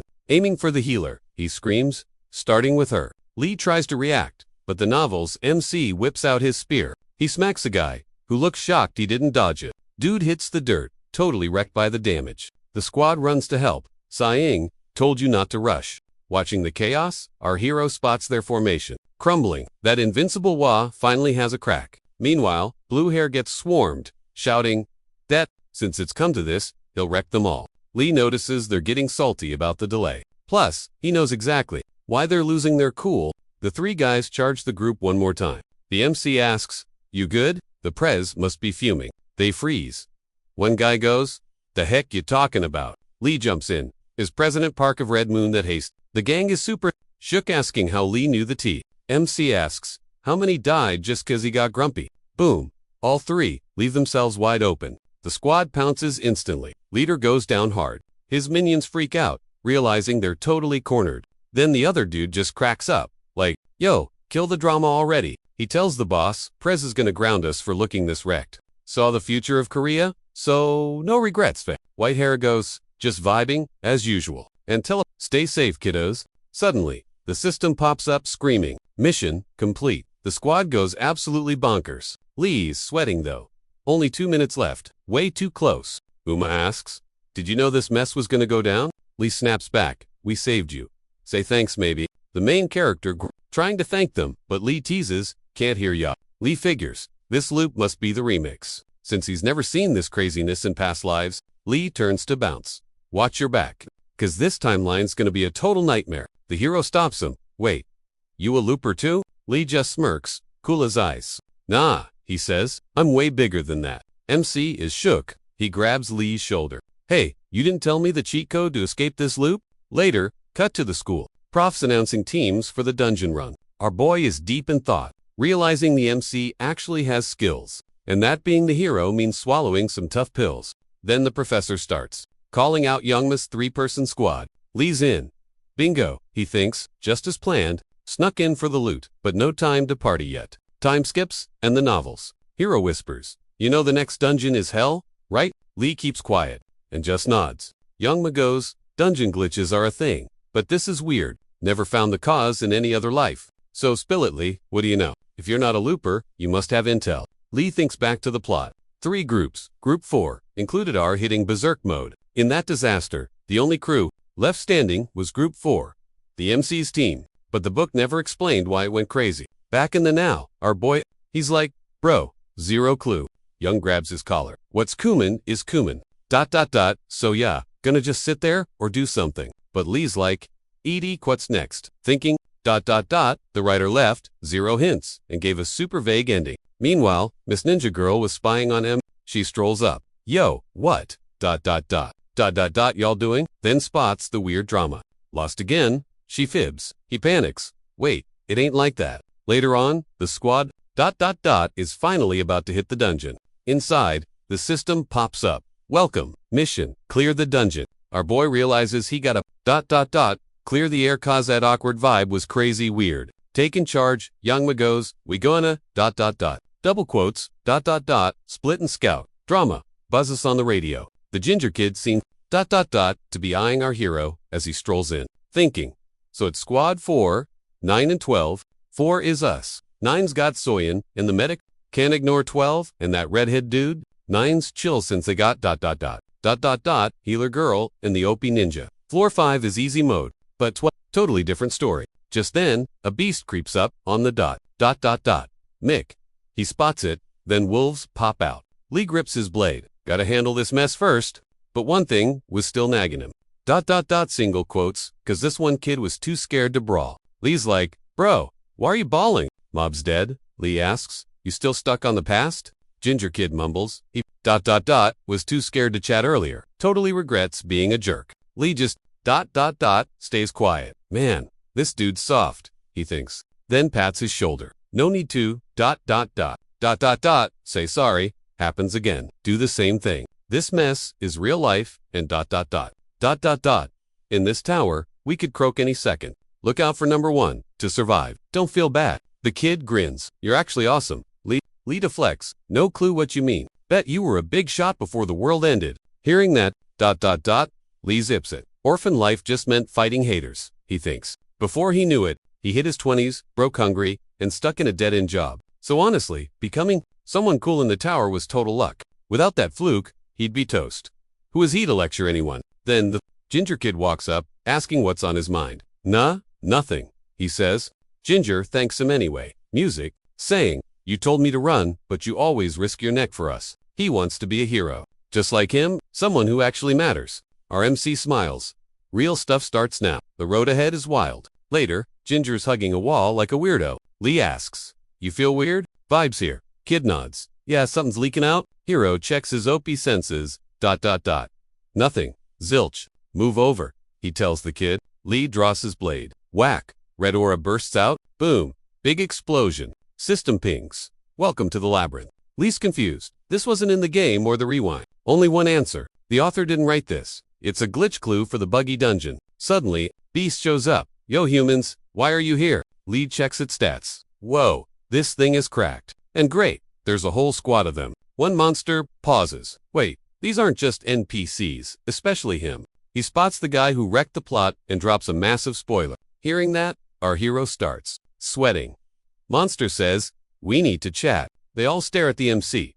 Tiny dudes versus giant monsters. Goblin scans Lee. "Who are you?" Lee shrugs. "Just a reader." A bit later, Lee spills. "The beans?" Mansa asks. "So you woke up inside a book?" "Yep," he says. They look skeptical. Lee asks who they are. "We're plot mechanics. We fix trash novels." Lee thinks that actually makes sense. Meanwhile, one monster loses his hammer. Hero quips, "Must be rough."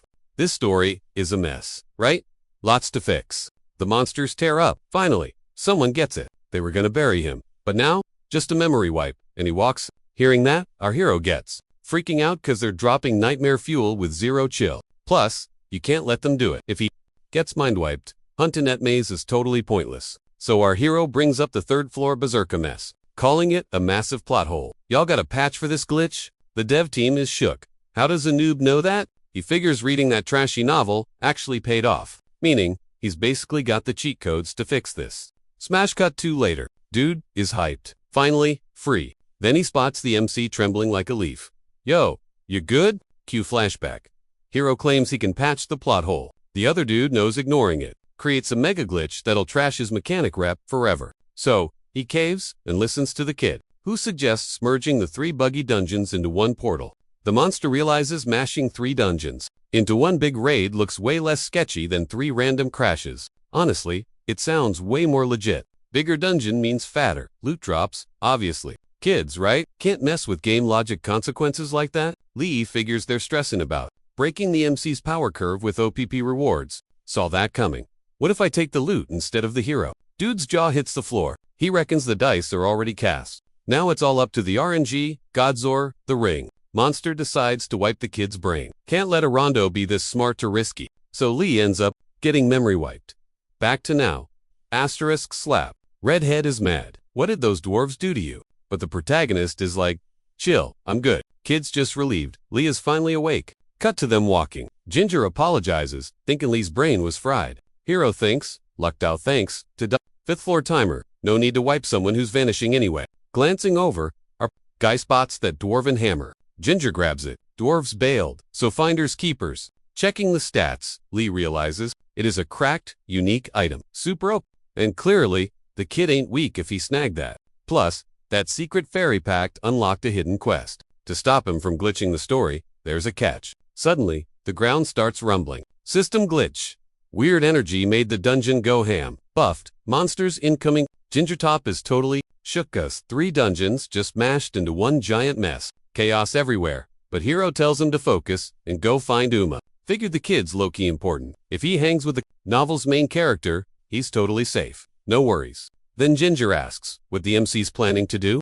He just smirks, staying zip. Cut to a massive scorpion. Guy asks why the beast is spitting poison, and the other kid replies the berserk mode probably woke the creeps up. Also, props to that girl without her, they'd be toast by now. Right then, the scorpion preps to strike the kid, but freezes up. Turns out, it was already code. Voice yells, "You here for a picnic? Wake up, dummies!" It's Soyen. Says move it or become skeleton decor. Scene cuts back to our hero wrecking mobs. Here's shots. Figures group 1. Is there? She had the edge on poisonous. Freaks with her weapon, but risky for the rest. Had to be sneaky. No way to help him out in the open. So, he's got a speedrun this dungeon, ASA. Suddenly, another giant scorpion pops up and roars.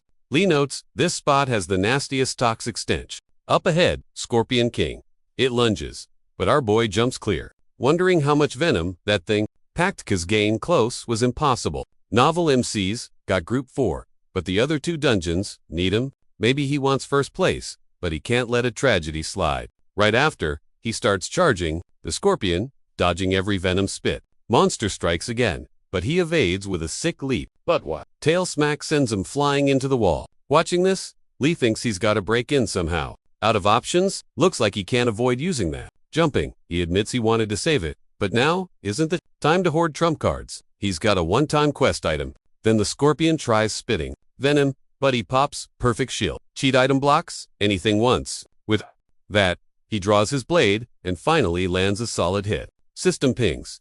Scorpion defeated. He hops into the portal, thinking the only dungeon left is where Redhead is. Wondering if he's okay, he pauses, questioning himself. Was he actually worried about that guy? Cause his first impression of him was total trash before getting hit right in the feels. Nah, kid denies it. Just pity for the bad guy, bro. Still, he wondered why the place was totally empty. Boom. Ambush from underneath. Barely blocked it. Some ugly creep pops out. Lee swings fast.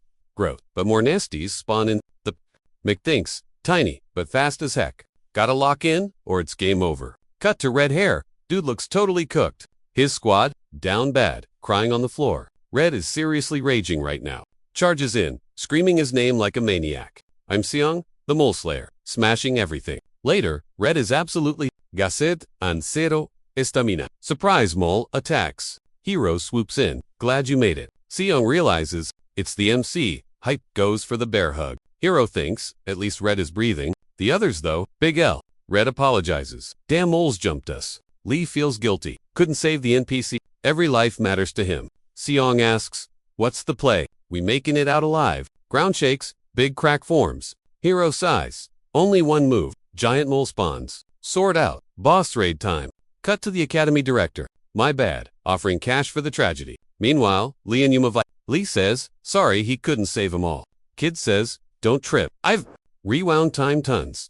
Never stopped this raid once. You save some. Usually, it's a total party wipe. Plus, I gotta admit, you're better than a time trial. MC is shook. Intense staring contest.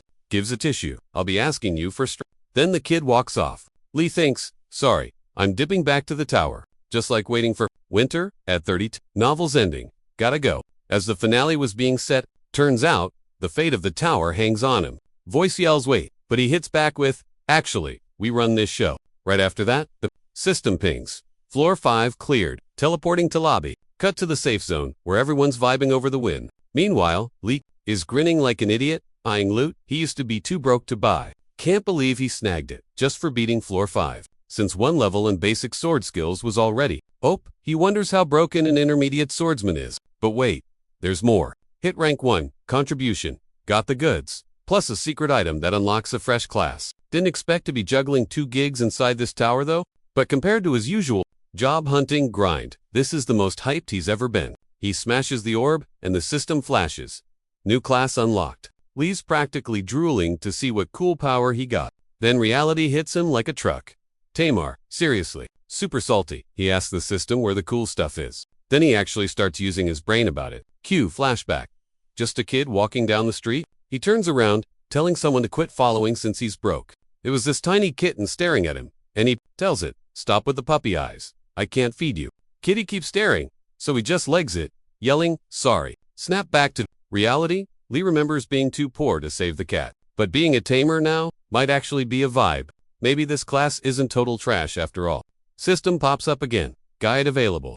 Says floor 7 has a beast that fights and doubles as a ride. Checking the specs, Lee figures it's gotta be a wolf. Just gotta hit floor 7 to bag this pet. First time he's actually desperate to level up. But rushing to 7 was a joke, cause floor 6 is an endless grind fest.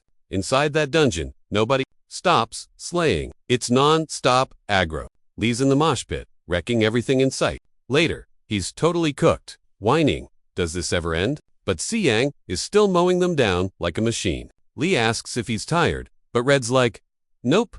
The XP farm is too good. Lee realizes he's right. Since floor 5 gave 0 XP no matter what they killed, he realizes our boy hits level 5. Totally shocked. Lee's confused. Leveling is pointless now, since his stats are already maxed out. Right then, the system pings him. He hit the singularity point. And until he grinds past his limits, leveling in gold won't boost his stats at all. Lee mulls over training. thinking it's wild how he hogged all the legendary loot. Suddenly, a noise interrupts him. He glances over, it's Swamp. Peeking at her stats, he really wonders if she is totally OP with zero limits. She snaps, asking what he's staring at or if he has a death wish. Walking off, he thinks, wow, what a massive grouch. But thanks to her, he's set. The big moment is finally here. Once he hits floor 7, he's finally getting a pet. Time skips. A voice booms. Floor 7 mission, starting now. It's the upgrade zone. Hunting mobs here drops enhancement. Crystals. Players could actually burn golden crystals to buff up their gear. But sadly, it only works on weapons and armor. Bummer. Brown hair notices. There's no goal. They just gotta survive 72 hours. Because of that, the crew was hyped to finally catch a break inside this tower. Meanwhile, a dude checks the shop and spots something in stock, a crystal that boosts upgrade success rates. Another guy says, buy everything. We need to prep for the next floor. Hearing that chatter, the whole squad figures out the real game plan. The voice shouts start, and everyone sprints madly for the portal. Our hero watches from back thinking, chill out, guy. With Nick's ring, this zone is basically free points for him. Still, his main prize is way juicier than that. He needs that upgrade plus a pet to make it work. Cut to the leaders wrecking mobs at the portal. Watching the grind, the brown-haired guy complains the crystals aren't dropping. His buddy says, you ain't desperate enough. You gotta hunt like you lost your favorite game cartridge. The kids, like, what does that even mean? And snap to the leader, punching out a wolf bare hand. Looking up, he sees Seong finally bagged a crystal. The guy brags that he's super lucky, calling himself the upgrade god since birth. Hearing all these cringe nicknames he made up, Lee wonders how big this dude's ego actually is. He walks up, but Seong shuts him down. Can't share this, bro. But Lee's like, nah, wondering what he was even gonna buff. Dude literally fights with his bare hands. Realizing the guy had zero gear to upgrade, Lee thought, total idiot. That monster, fail. Too small to ride and way too weak. Still, had time to kill, so might as well look around. Cut to Lee, in a new spot. Walk in the woods with only 1 hour and 54 minutes left on the clock. Lee panicked. Less than 2 hours. How'd time fly so fast? Found some potential pets, but they were super disappointing. Every single one had some major red flag. Annoyed, our boy wished the system just dropped a map pin or something. He'd already snagged 3 enhancement crystals. Not a total waste, but hitting the 7th floor without a pet. Pointless. Suddenly, he glances over. Shadow, in the bushes. Thing jumps out, finally showing its face. Lee took one look. Wow, that is hideous. No way that Rue is his pet, but he figured he should at least test drive it. Yo, hit me with your best shot. Zero hesitation. The beast leaps and throws a haymaker. Lee sidesteps, but the Rue counters fast. Barely squeaked out of the way in time. He analyzed the hit. Heva packed a serious punch. But the speed, insane. Those leg muscles are like springs. The monster spoke up. So, how was that, kid? Twistwa isn't even Lee. Just a projection. Not cute, not friendly, but definitely the pet he needed. Then, ping, system notification pops up, confirming he's the master now. Please enter name. He thought for a sec. Got it. Let's go with King. Monster seemed stoked. But that smile? Kind of freaky. Yeah, that grin's nightmare fuel. Needs a cuter pet. Suddenly, a blinding light flashes, and the thing shifts form. Lee's jaw dropped at the new look. Time skip. 7th floor mission. Done and dusted? Meanwhile, the squad was staring at the new creature. Lee walks up. Go on. Say hi to the gang. Brunette's like, what gives? Lee goes, snagged a tamer gig.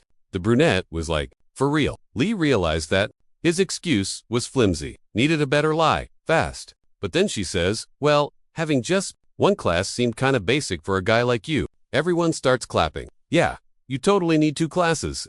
They greeted the beast, vibing with the hype train. Lee scoops up the pet. Anyway, your gear upgrades, go okay. Music? Vibe shift? Everyone's face just dropped. Lee's gut screamed. This is gonna suck. Figured it'd go south once they fell behind. Peeping sideways, he spots a dude cackling. Bro snagged a sweet high-tier loot bag. Brain blast. Lee recalls a key detail. That stolen hammer boosts upgrade luck. Guide says he likely nailed 3 upgrades. Kid's sharper than he looks. For real. Then, a chick asks if our guy upgraded squat. Hero smirks, flashing a unique grade sword.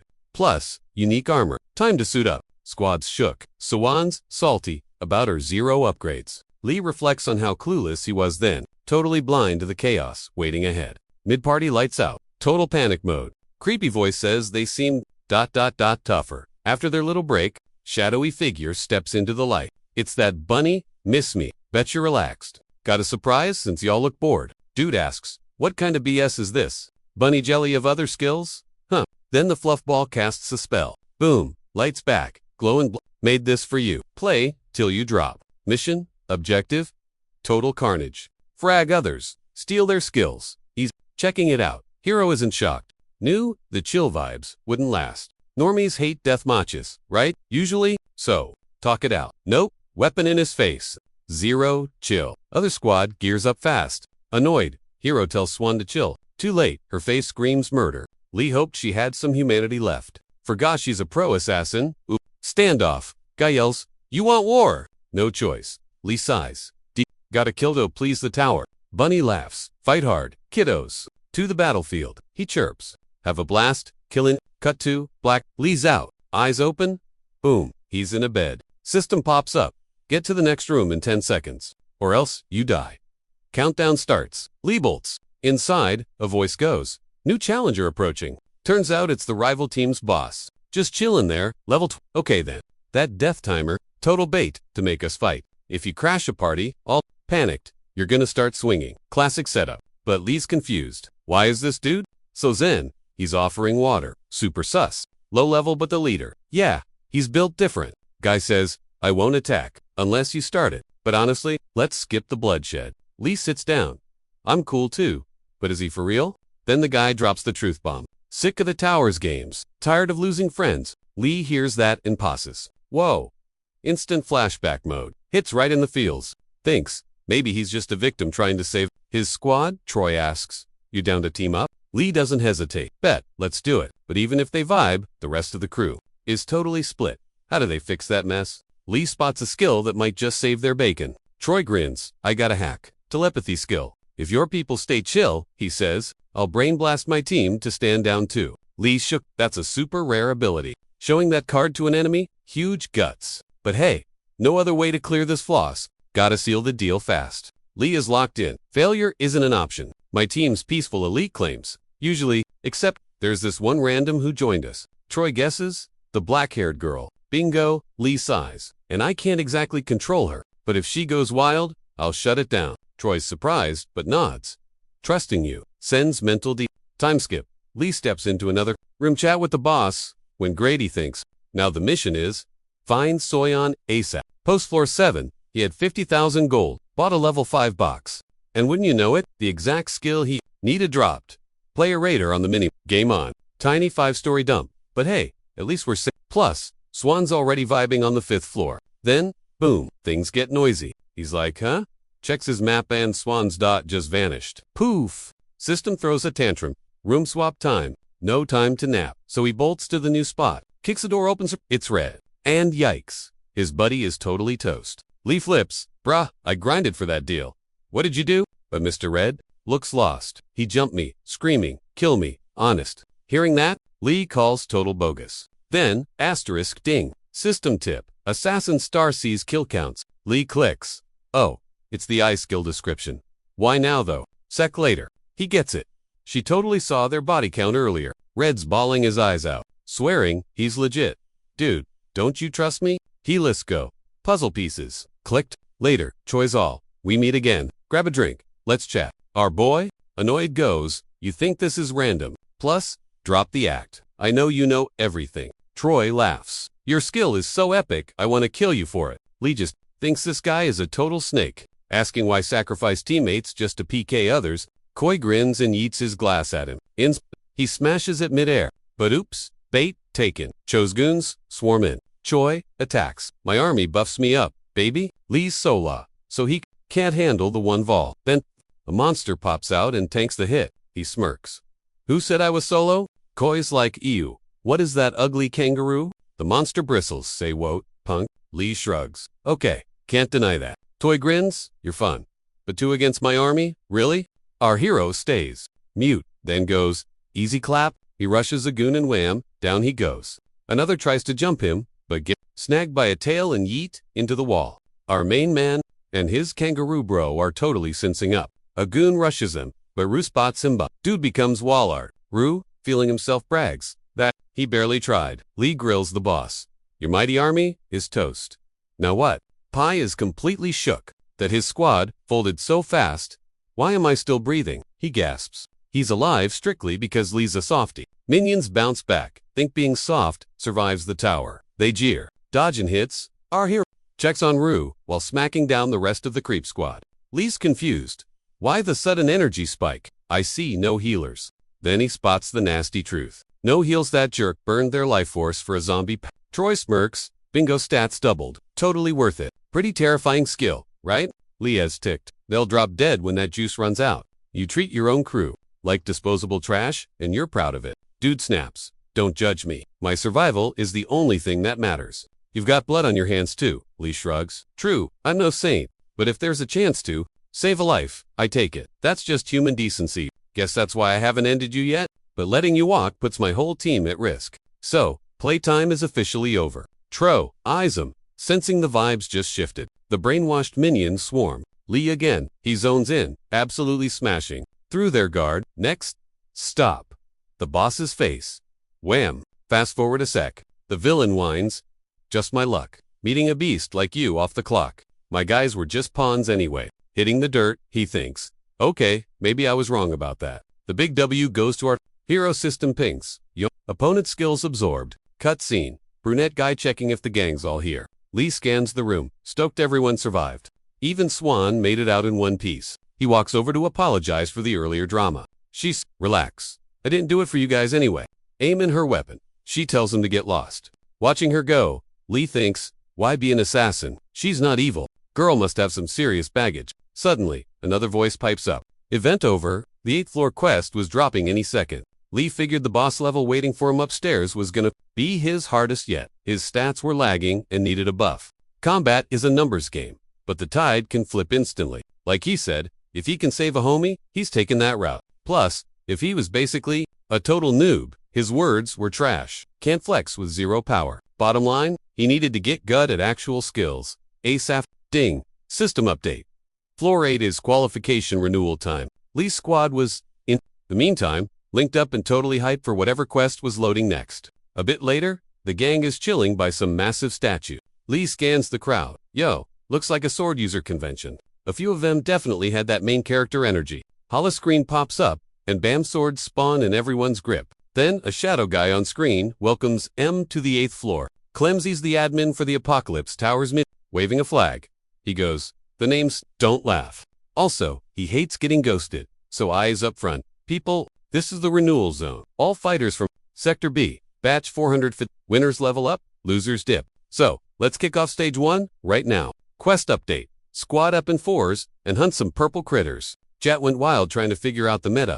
Lee does the math. 36 players total, ... Groups of 4 means 9 teams. We need a squad. But hold up, glitch in the matrix. Only 8 mobs to hunt. Long hair guy asks. Math ain't mathing, people getting cut. The bunny rolls his eyes. Brr, dumb question.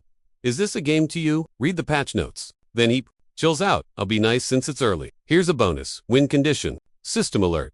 Fragging another. Player inside counts as a mob. Kill. PvP is go. Everyone's jaw hits the floor. Vibe shifted instantly. Master sore size. Knew this was gonna be a battle royale. Portal spawns. Everyone stops lagging and rushes inside. But one dude pumps the brakes near the gate. Yo, hold up. Any stealth mains here? I need an assassin. Stat. Lee checks him out, raising an eyebrow. That guy is a rogue. Why's he looking for a twin?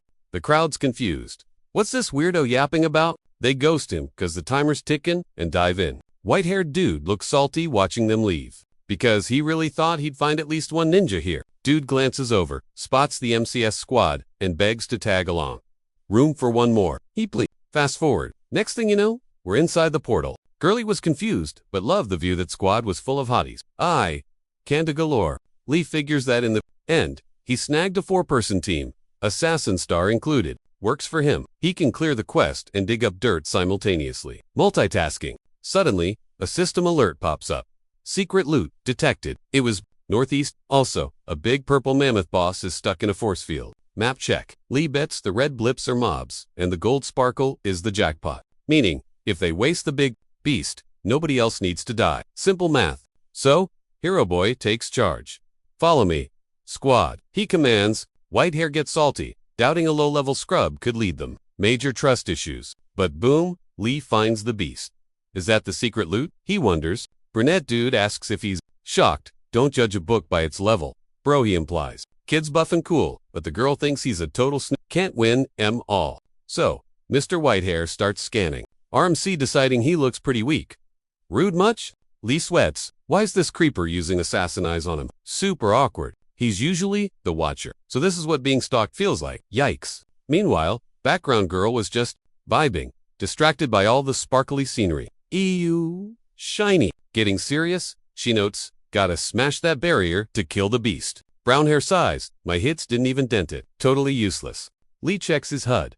He realizes the shield will likely drop soon. A game guide never gives impossible quests, right? For mobs down already. Something's gotta give any second now. Then suddenly, Lee hears a weird sound. He spins around horror show. Why'd he just ice the girl? Lee flips out. Dude, what the hell? Psycho shrugs. Just making sure. The barrier might have stayed shut. Otherwise, teammate gasps. You wasted a squad member for that? Are you crazy? In this mess, Lee just kicks himself. He got too comfy. He knew the assassin was sketchy, and boom, worst case scenario. While he was hyped about the loot, he totally ignored the killer next to him. The killer smirks. Since we're here, I should just wipe you all out. More loot for me that way, greedy jerk. The other kid charges him. Not on my watch. Before they clash, Lee steps in. Run, kid, he yells, planning to cover his escape. But a beam blasts through Lee, hitting the kid behind him. The boy drops instantly. Total chaos. Our hero gets super salty, flashing back to his past. He realizes he's still not tough enough to shield his squad, asking what's new since then. Roastin' Lee. Dude asks if he's frozen, in fear, cause that kills the fun. But honestly, total opposite. Cause Lee was glaring daggers, sizing the guy up. Suddenly, the shield pops. Monster rushes them, zero hesitation. Boom! Huge blast sends junk flying everywhere. Lee's bailing, hauling the other kid, piggyback style. They finally hide. Lee stoked, the kid is still breathing. Classic prediction wizard. He dodged the fatal hits. But seeing that dude brawl, he knew he was outclassed. That aura blade is a total cheat code. Cause each aura goes rogue from the sword, making hits impossible to guess. Lee wants to wreck the dude now, but fighting just means game over. Gotta bag the boss first, then learn its moves. Skip ahead, boss, is finally toast. Whitehair thinks Lee's tougher than he looks. Missed his assassin, but found something way juicier. Sword out, he says the secret loot buys Lee time. Killings on hold. Lee's got a question. Is he hunting the star assassin? Dude's face flips. What do you know? He asks. Cut to Lee's crew, hyped to be alive again. Brunette teases Lee about the save. Kids, just glad to be okay. Glancing over, the brunette's mood shifts. Wishes that cycle didn't make it. Lee flashes back to the earlier drama. Lee's like, yeah, I know you are one. Dude just cracks up, calling him interesting. So, what do you want? Hero says he'll spill the tea if the guy answers one thing. Whitehair agrees, but only if the gossip is good. Lee mentions a local assassin who was super special and had a sick exclusive weapon, like the Assassin King. Shook. The guy asks if that's real. Lee figures he needed a whopper like that to hook him. Whitehair walks up, asking who the squad is. Lee just smirks, thinking he took the bait. You want info for free? He asks. Plus, why is he hunting other assassins? Back to now. Lee thinks dude's a psycho. Attacking first is total assassin behavior. Still, he got the intel he needed. Since becoming Swam's #1 mark, he'd been sweating the day of blood 24/7, wondering if Swan was vibing the same fear. Plus, who even was that girl? Total mystery. Now that he knew Kang's endgame, letting him slide wasn't an option. He had to end him on the next floor, even if he burned every cooldown he had. Suddenly, a voice piped up in the room. Who pulled that stunt? Someone found a cheat code. Some sneak grabbed a hidden item. Barry hid. Now too many noobs. Live. 4 of you should have been toast. The crowd got super salty. What's that got to do with us? Brah. Then one guy guessed there was a death quota for the mission. Rabbit goes, bingo. I could just zap you randomly, but that's a snooze. Plus, there's sweet loot for fragging a player.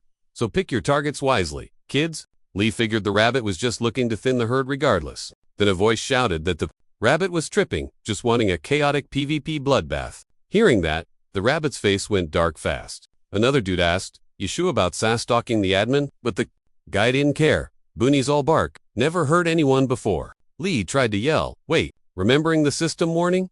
Do not trigger the rabbit. Too late, bam. Guy got deleted instantly. The rabbit sneered. I literally warned you. I hate being ignored. You think you're safe just 'cause you're behind a screen. Wrong. This is the Tower of the End. Ditch your logic. Now, I'll ask again. He smirked. Choose sin or I wipe you out right now. RMC kept his mouth shut. Then, Whitehair and our boy raised their hands. Cut to System Ping. Special mission. Start. Lee thought. Perfect. Since he'd already vowed to end the rabbit, he'd crush this guy to get there. Whitehair smirked. Unexpected. Wasn't planning to kill you yet, but choosing sin? You got guts. You sure you're good? Your stats are trash compared to mine. Lee snapped. Stop judging strength by kill counts. Genius. Whitehair blinked. Wait, you know about the Star Assassin eyes? Wasting zero time. Our hero rushed him. You can get OP here without murdering people? Mid-fight Lee realized he totally called it. This dude was way stronger. Clashing swords confirmed Diddy's skills were legit scary. His sword strikes were crazy OP, barely blocked. Is this Star Assassin level? So, Whitey's like that Lee hadn't even touched him. Guy looked totally bored. Honestly, it sucked. And he expected way more. Lee needed to step up and make this actually fun. Lee admits, yeah, guess I'm too weak for this. Or, that's what he'd say.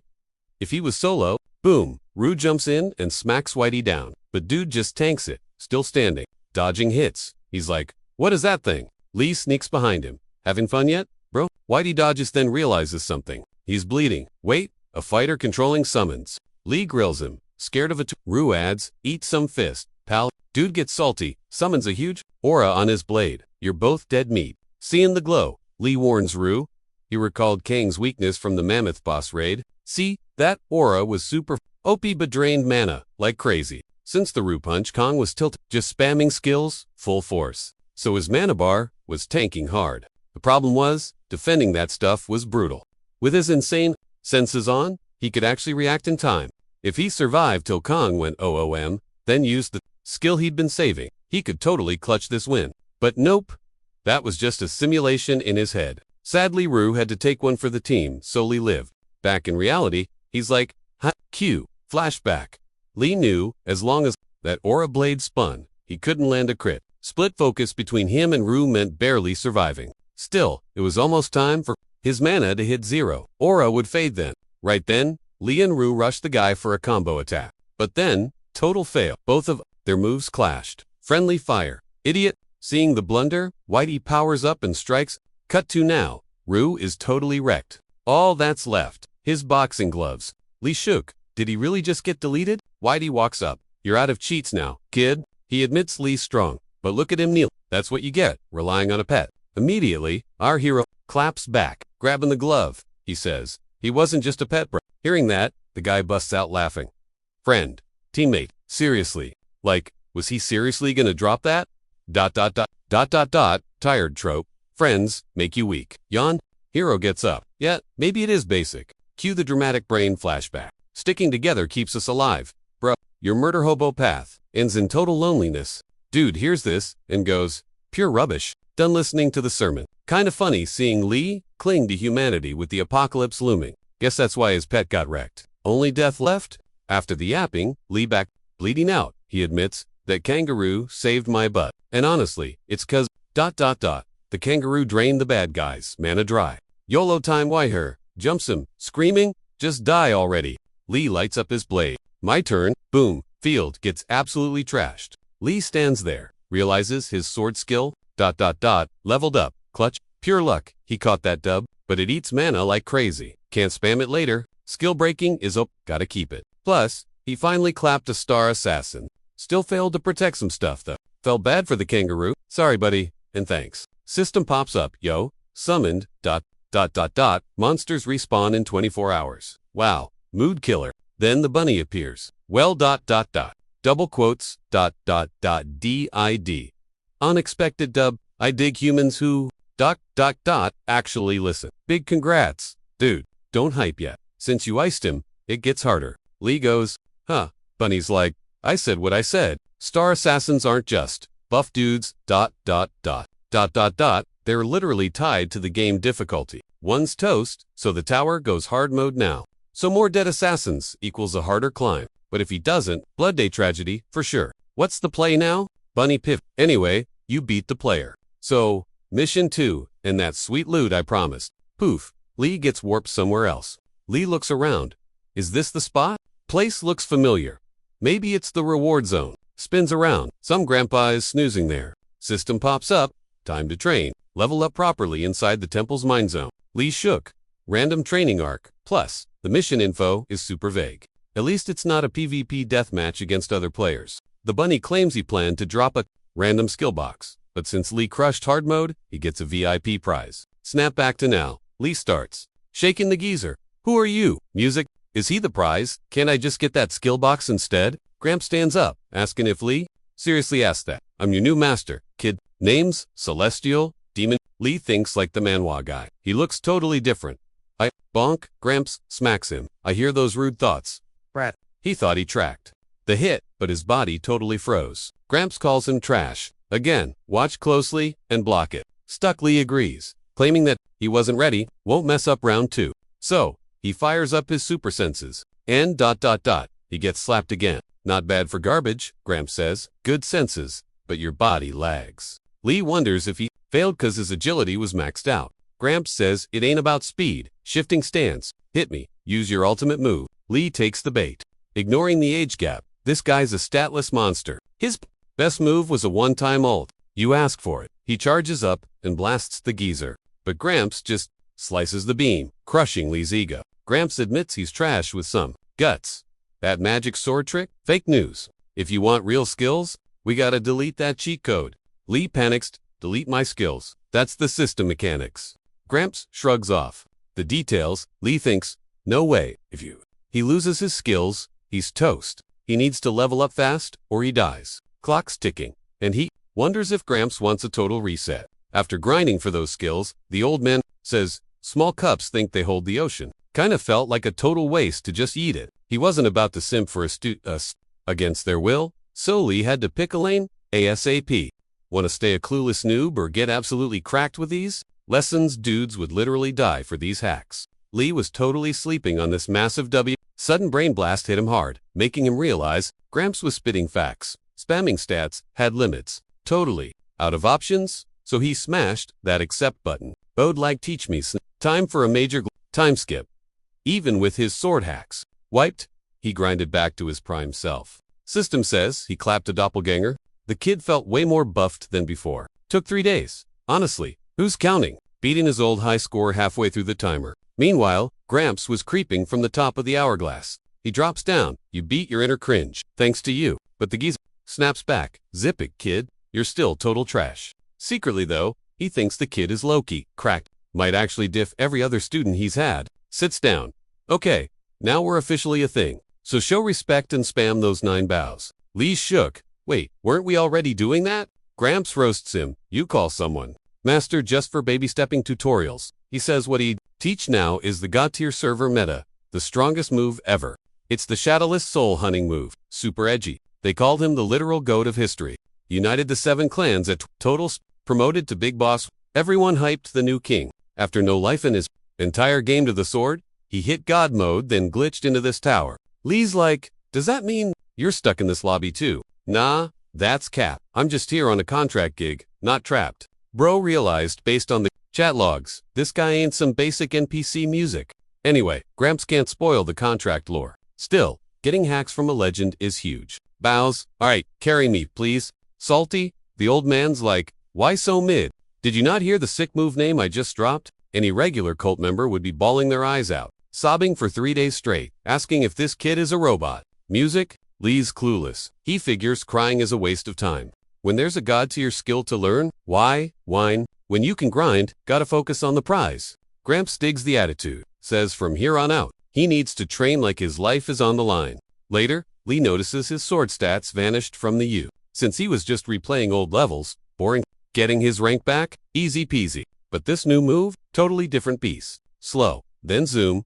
Strong, then soft. Weird rhythm. Old guy watches. Says the top dog spent a life on this. Did Lee seriously think he'd master it in 5 minutes? Lee's jealous of a stick, wondering if he's botching it, because he feels like his stats are dropping. Total nerd. Gramps looks shocked. Hops down from the tree. If that's true, fight me. Lee just beat his clone. Now the boss wants a turn. Old man's like, why are you freezing? Waiting for an invite? Hit me already. Hero grabs his sword. That hourglass is ticking fast. Rushes in. No time to think. Just smash. Swings at the old man. Missed by a mile. Lee spams attacks, but the guy dodges everything. Next. Sec. The geezer. is standing on Lee's head, literally untouchable. What kind of glitch is this? Can't land a single hit. Suddenly, the old guy attacks. Lee predicts a headshot, preps a counter. Surprise! Lee gets smacked anyway. Saw it coming, still got owned. How? Gramps laughs. You rely on those trash senses that would have worked on the small fry before. But one hesitation, or feint in your toast, Lee is tilting hard. What's this guy's deal? Sand is running low. Panic mode, engaged. He's spiraling, wondering if this quest is worth it. At this rate, he's gonna time out. Gramps yells, quit stressing. Ditch your old tricks and just feel it. Boom! Glowing leaf appears. Big shiny tree lights up. Real or fake? Gramps says, it all ends the same. If he vibes with that limit, he can slice anything. The Shadowless Soul Hunt? Yeah, name says it all, no shadows. Literally made to slice stuff that isn't even there. Go slashing 101. Lee starts replaying every single beatdown the geezer gave him. And suddenly, it clicks. Gramps is like, come at me again, kid.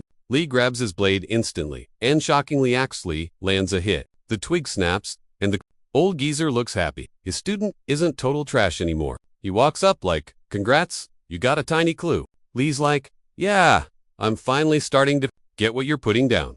Just a bit. Gramps thinks, I practically drew him a map, but most people are too dense to see the finish line. He lectures, don't just swing wildly. It's about emptiness, not clutter. After ditching the excess, you hit that singularity. That's true mastery. Lee listens and gets shook. If he'd just chased stats or cheap skills, instead of quality, he'd have totally missed this epic like, no matter how fancy, your hair is it can't outshine a bald head. Gramps reads his mind and snaps. You want another beating? Sadly, the hourglass runs out. Right then, Lee thanks him for the torture, promising to take the advice and grind to the tower's peak. Gramps smirks, tossing him some gear. My stew can't look like a hobo, he grumbled. Figures they'll cross paths again later. The room fades out, and the system pings.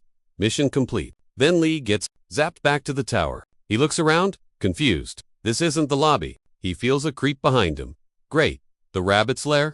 Why'd you drag me here? He asks. The creature has a proposal. You know there's a job opening since Kong kicked the bucket, so I want you to fill the spot. Are guys bold? Can I say no? Bunny says rules forbid forcing him into the gig, but adds, if I see you again, I hate being ignored. Lee's like, didn't you just say you couldn't force me? Definitely a threat. Becoming an assassin would wreck his whole build. Bad vibes. He needs to bail, fast. But with his current stats, he couldn't even guess the bunny's power level. Totally clueless. Right then, the system pings that a guy got sent his way. It said once he clears the gladiator quest, he'd respawn at the A4 start point. Back to square one with the Tamar mission. Lee realizes he's gonna regress. Is that even a thing? Still, he had to know what the heck that had to do with it. Figured if he reset to floor 8, that dude might respawn. So, our guy gets a brainwave. He takes the deal and chugs. The cup says screw it. He's gonna be a star assassin now. Rabbit grins, saying this kid is actually entertaining. Boom. Read alert pops up. He's officially an assassin, and his stats just skyrocketed. Lee notices. He got his sword skills back. This stuff his master swiped earlier. Then the system's like, nope, sword skill gone. Or a blade, can't fix that. Because of that glitch, he's gotta grab a different weapon and swap for a basic skill. Time skip. Lee's back chillin' in the gladiator lobby. Brown hair spots the MC and is stoked he's alive. This dude music. Asks what kind of hacks he's using, cause he couldn't even see him move. Asking about his power-up, Lee just says Juno leveled up a ton too. Brown hair mentions that now that he's squinting, the kid's got new threads on. Makes him look way less scrubby. Lee thought he'd get stuck in lame robes like his master, but this gear is actually fire. Looks around and realizes the lobby's empty. Barely anyone made it back. Then that sketchy rabbit pops up, says the hype is real, and the final quest is gonna be savage. Wants to see who survives the carnage? Snaps his fingers, telling him to grind hard till the end. Instantly, they warp to an arena, swarming with mobs. Blonde guy figures this is the gladiator's grave? Probably his game over. He feels a purple mammoth's vibe. Took 4 Iron Lion squads to barely beat one. So, yeah, he's basically dead meat here. Names, class, swordsman. Rushing the lions. He thinks. Can't wipe now. But whoa, someone one-shots a lion. Crowd and Bunny are totally shook. Turns out, it was Lee in the back, weapon in hand, saying this feels more epic than he imagined. So, the kid had finally gone star assassin mode. Blonde guy watching is super confused. Then a system alert pops up. Lee refreshed his gladiator status and cleared floor 8. Back to the lobby he goes. Next sec, Lee gets yeeted to a new map. Scans the room. Tamer's lobby? Time travel glitch totally worked. 0, chill. Bro starts checking his stats ASAP. Star, assassin, perk, gone. Kang's alive, and hogged the slot. Lame he peeps his inventory. Whoa, weapons still there. Useless without magic bullets. Though, total brick now, but maybe worth stashing for later. Brain blast, crushing shoe. Then that messy fight where Juno got wrecked. Figures he really gotta slide into Juno's DMS warning. Kong drama incoming. Time skip. Lie hopes. The heads up keeps Juno from wasting 0 seconds. He tries to summon his pet. Boom. The kangaroo pops out, literally sobbing. Drama queen. Lies like, missed ya. Super hype the furball is safe. Crabby monsters like, ooga, get off me, bro. Some creep spawns behind Lie yo. Gorgeous. How's it alive? This guy is super sus. Lie said I and hard. Guy smirks. Is that thing meant to be dog food? Lie's triggered. Excuse you. Say that again. Rabbit admin appears. Welcome to floor 8 new. Heroes fuming. Who calls his pet a snack? Meanwhile, the rabbit yaps about the recap, then drops the deep. On phase 1. Pet Battle Royale. PvP for the win. Lie is confused. Only 4 players. Rules aren't that strict. Bunny yells, start the battle already. Creep guy grins. Fate wants us to throw hands. Huh? Pet goes beast mode, swearing to shut that barker up permanently. Guy eyes the pet. That ain't no basic critter. Even better. He orders his dog to rush the kangaroo. Dog lunges, but Lie shuts it down with a sword block. Counters with two-headed dogs fast. Lie notes, strong, but here comes the classic tamer fail. Buff the pet. Sure, the beast gets, but focusing only on the pet's gains makes the master weak sauce. Basic math. So the pet's stuck babysitting, the owner, tanking its range. Now he gets why there aren't many tamers left. Finish it fast, Drew. The pair charges the dog. Later, guys, salty. How's a tamer? This cracked with a sword. Still trying. He screams, dog, use shred. It pounces. Lie and Rue dodge easy, running rings around it. Result, the dog is just It gets dizzy. Then bonk heads collide. Lee and Rue spot the opening and rush the beast, recalling how solo play totally wrecked their combo vibes before, but now, it clicks. His sword and Rue's punch sync perfectly. Realizing, this pet quest was his literal redo button. Since he snagged that sword skill, he and Rue could level up hard. Time skip. Lee finally warps back to the main lobby. 0 chill to brunette dude asks our guy, what's a star assassin? That makes Lee and Swan go, wait, what? Rewind a bit. The squad was just hyped to be alive. Lee felt chill knowing they all passed the check safely. Brunette claims they lived cause Lee has telepathy hacks. Redhead asks if it's legit. He should have cast it sooner. Saloan terrified him. Another girl admits she was salty. And Lee swears he'll use it next time for sure. Swan looks annoyed. Lee wonders if she's mad too. Brunette beams, thinking it proves Lee trusts him. But our hero worries, knowing not everyone made it back, and their fake smiles just made it way sadder. Back to now. That kid asking about star assassins? The whole squad looks totally lost too. Lee realizes he slipped up mentioning that title earlier. Now he's in panic mode. He remembers they're about to hit the 9th floor, so he lies. It's a guy who tweaks tower difficulty. Suddenly, a speaker says day. Warp to floor 9 in an hour. Time to grind. Lee is crew trains, and ooga, that vendor dude is still kicking. Our guy practices sword moves, thinking, this shadowless skill is stupidly hard. Swan pops up to chat. Lee thinks, hook, line, and sinker. Recall, he was briefly a star assassin, and found info on the Day of Blood. Since merging, Swan's kill count is low. She might trigger the 10th floor event. His goal? Use his trump card to flip her choice. He asks, what's up? Are you saying you're a star assassin? She flinches. What the heck are you saying? Gripping his gear, he smirks. Don't hide it. I'm one too. Shocked. She wonders if Lee is legit. It makes sense. His skills are crazy. Then she starts breaking down. Dude with the head number dissing Lee, claiming he ain't star material. Other kids like, what? Cause his body count is totally weak. Says she shouldn't hype those special assassin eyes too much. Girls shook. He knows the eye lore. Now she thinks he's legit fan. So she figures they've gotta treat him like a boss. Pull steel. How'd you spot me? Besides randomly guessing, no cheat code exposes a star assassin. Lee flexes. I see your class, stats, and all your cash. She calls Cap, telling him, quit lying. That hack ain't real. He grabs her sword. 350 mana. Spam bullets for days. Stamina 51. Strength up 3 points. Exposed. She's like, okay chill. I get it. Stop. Lee thinks GG almost done. And now, she thinks I'm big league. Since I've brainwashed her, she won't risk it. She thinks I'd get a penalty for icing a pro like her. Then Shorty says she's got a cue. Lee pauses. Shoot, what is it? Whatever she does, she's playing right into his hand. Are you, a legendary assassin? Lee's totally lost. Suddenly, the system booms. Break time's over. BAM. Whole squad gets warped to floor 9. Lee scans the room. Empty. Must be a solo run. Spins around and drops his jaw. No way, Strange lady pops up. You've leveled up. The quest is Chapter of the Dead. A reunion with your ghost pals. Lee shook. Director, why are you spawning here? Cue, the dramatic backstory flashback. Kid demands his loot back. Lee's like, didn't take it. Kid slams the desk. Don't cap. They saw you swipe it. Background, extra pipes up. Straight facts. Give it back, bruh. Lee thinks. I didn't swipe it, but I know why he hated me. It's 'cause I snatched first place. In the semester to Lee stands up. I ain't a beggar, man. Bully sneers. Sit down. You orphans? Mooch our taxes. Total beggar. Hearing that trash talk. McSnaps and Dexum, classic kid beef. Insult family. Get hit. That's why he raged at the orphanage disrespectful? Thought I was a hero? Nope, just made it messy. Karen mom yells. He's just an orphan. Know your place. You punched my angel. My bad. Total fail. The lady on the floor kept sobbing. Lee just peeped the drama from way back. Useless realized right then. Justice without muscle breeds mess. So the kid vowed to ghost everyone, ignoring any shady stuff. Just existing, like an NPC, with zero presence, 'cause he was too weak to save a soul. Now, the mission's wrecking monsters that trap dead souls. Lee stares ahead. Spots a mob. Did she really lose to a horned trash panda? Ticked off, he tells the boss, sorry for failing her. Flashback. Kid says she got clapped 'cause of him.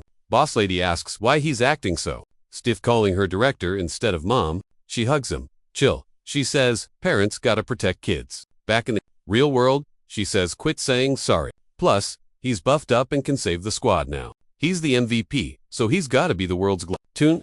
Lee used to lay low. He's vibing with her lessons. Here, cut to the raccoon rushing the boss. Lee snatches the critter, thinking, the boss might vanish if he smokes it. But she's like, don't stall. You got peeps to save? So just stick to your main quest. Hero stays quiet, then hops back up. Blade out. He eats the trash panda. Figuring, climbing this tower undoes the server wipe. Lee deletes the mob, wondering if this route is actually legit.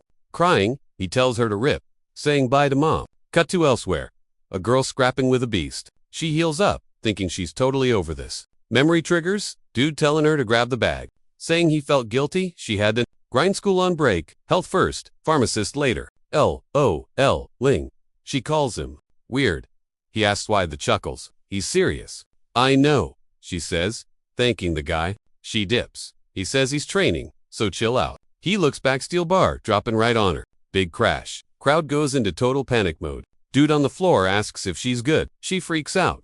Snap back to reality. Memories flood back, and she's convinced it's her fault he lost his leg and is shot at sports fame. Right at that second, his ghost shows up, and man, he starts roasting her for every little mistake. Poor girl just freezes up and keeps saying sorry. The orc comes back for round 2, but she's too busy crying to notice. Suddenly, a voice shouts at her to get a grip. She blinks, and Lee is right there asking, yo, you listening? He admits, look, I don't know your history with this dead guy, but focus, we've got to smash that orc so the ghost can chill. She shakes her head. He lost everything. My fault, he lost his leg. My fault, he died. I can't kill him twice. Hearing that, our hero sighs. He gets it. The guy meant the world to her, but he reminds her about her own words. Didn't you say you wanted to get stronger?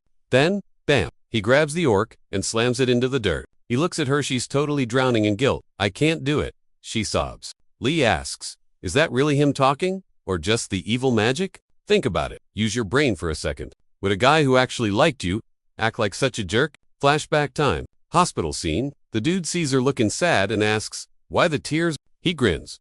Don't cry. I'll buy you some supplements or something. Back in reality, the ghost hugs her. She realizes, yeah, that's the sweet guy. I remember always risking his neck, putting everyone else first. That guy was like a ray of sunshine juiced. Like Lee, the orc stands up. But someone hits it hard. It's the girl. Lee's actually shocked she pulled the trigger. Monster down. She'll thanks the ghost. Time to say goodbye. Later, Lee drops some wisdom. The real fight here isn't monsters. It's regret. You gotta accept the loss and say bye properly. Which makes this mission way tougher than just swinging swords. Only 3 hours left. He saved the healer nearby. But he can't save everyone. All he can do Is send mental pep talks. He has to trust his team to handle their drama. Cut too soon. Standing on a platform. She looks back. Knew you'd show up. Our MC is there. Kept you waiting. He's thinking about this whole day of blood thing. Whether it hits the 10th floor depends on the assassin stars voting on the night. Red crystal means yes. Blue crystal means nope. Nobody knows the head count. But if the 10th floor gets picked, zones will merge and the real chaos begins. It's Purge Nightstar, assassins reckon players, cause that's the gig. Lee eyes the girl sideways. She's gotta have peeps. She cares about, but she's chilling like a villain. 0 tears. Guess the assassin jaw perk is turning into an emotional zombie. Lee slides over. Clock's ticking, fam. Let's wrap up. Our chat from earlier. Why do you think I'm the GOAT assassin? She shrugs. Real talk? Pretty much all your moves. We're clutch. Like you read the game script beforehand. So, you're riding with me? Lee asks. Internally, he's like, I have no clue what I'm doing, but I'll take the clout. Bet, she nods. So, what's the play, boss? We triggering the day of blood on floor 10 or not? Our guy shakes his head. Nah, floor 10 is way too early to rage. She tilts her head. Say what? Elaborate? Look, even us killers gotta hit the top level, Lee explains. Who knows how high this thing goes? We got miles to grind.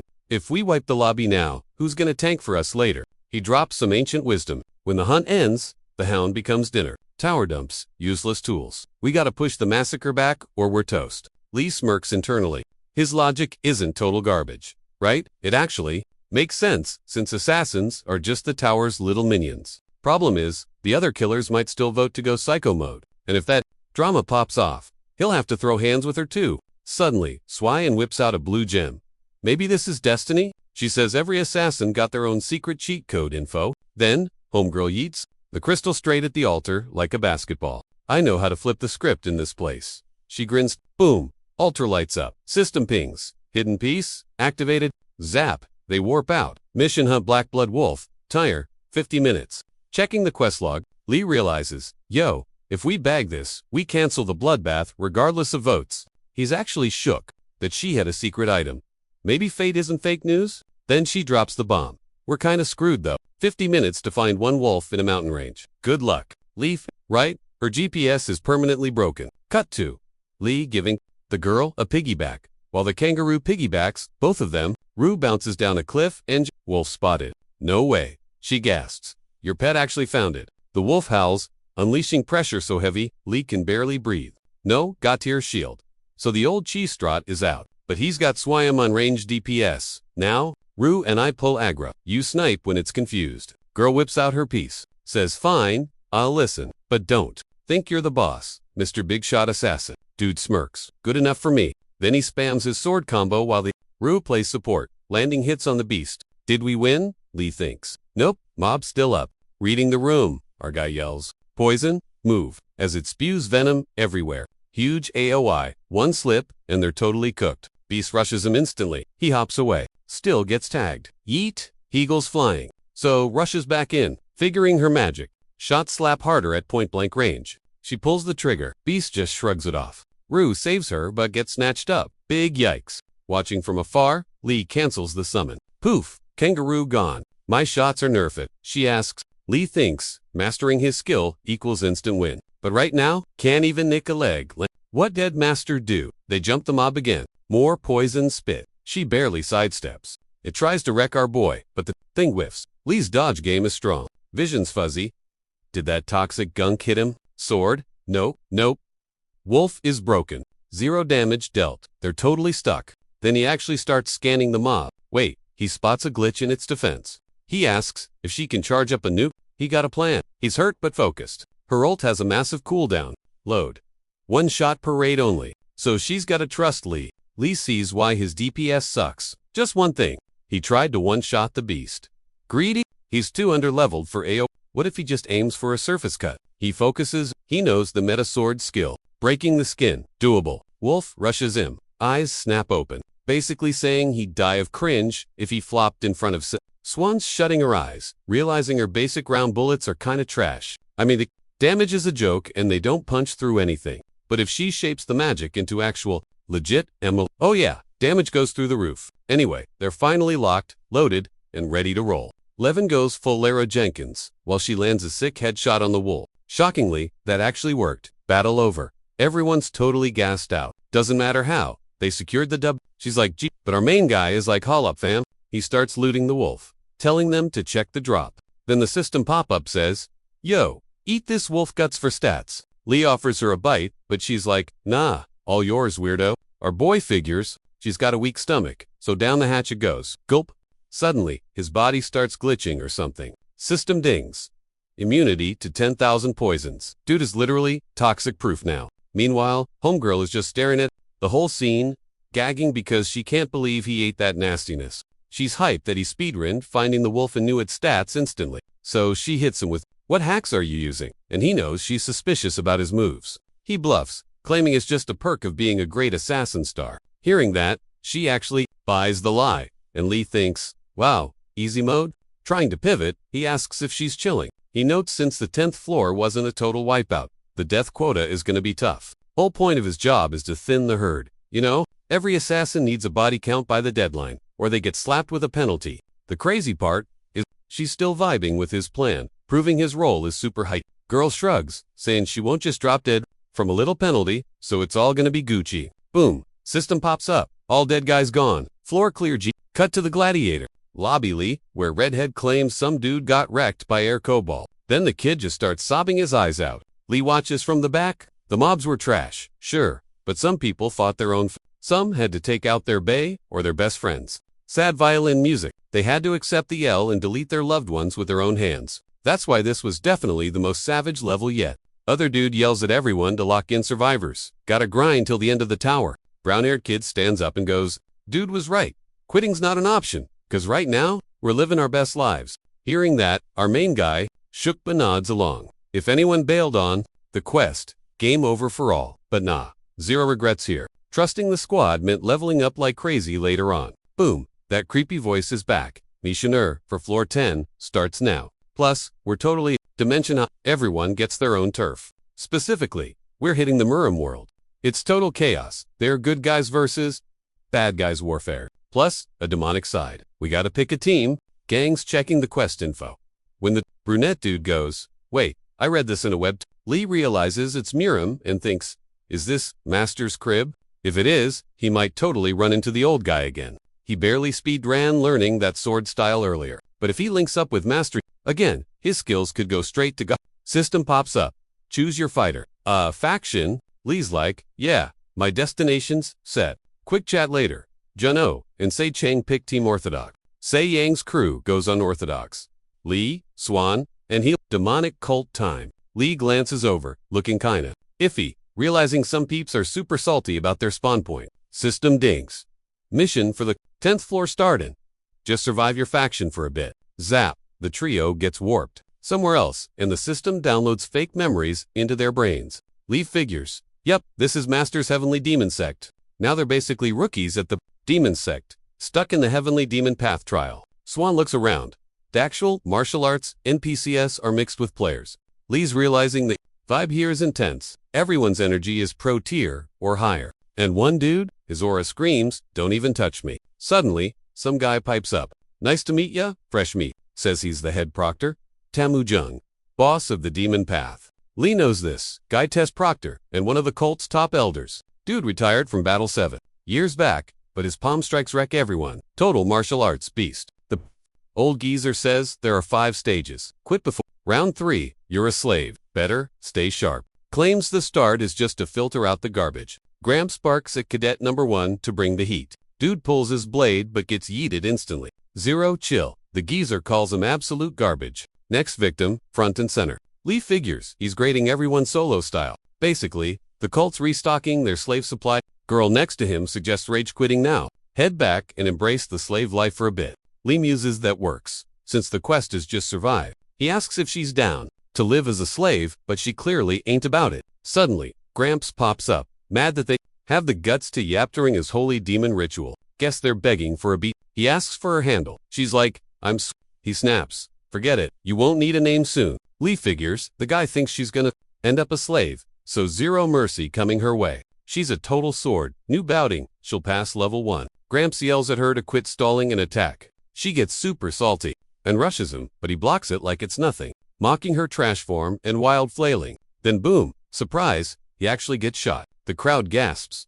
The invincible guy took a hit. Watching from the back, Lee wonders how guns fly in this Sorvan sorcery world. Plus, she basically yelled, "I'm from another world." Then Degiza grabs her neck, asking if that tickle was her big move. Still, not terrible.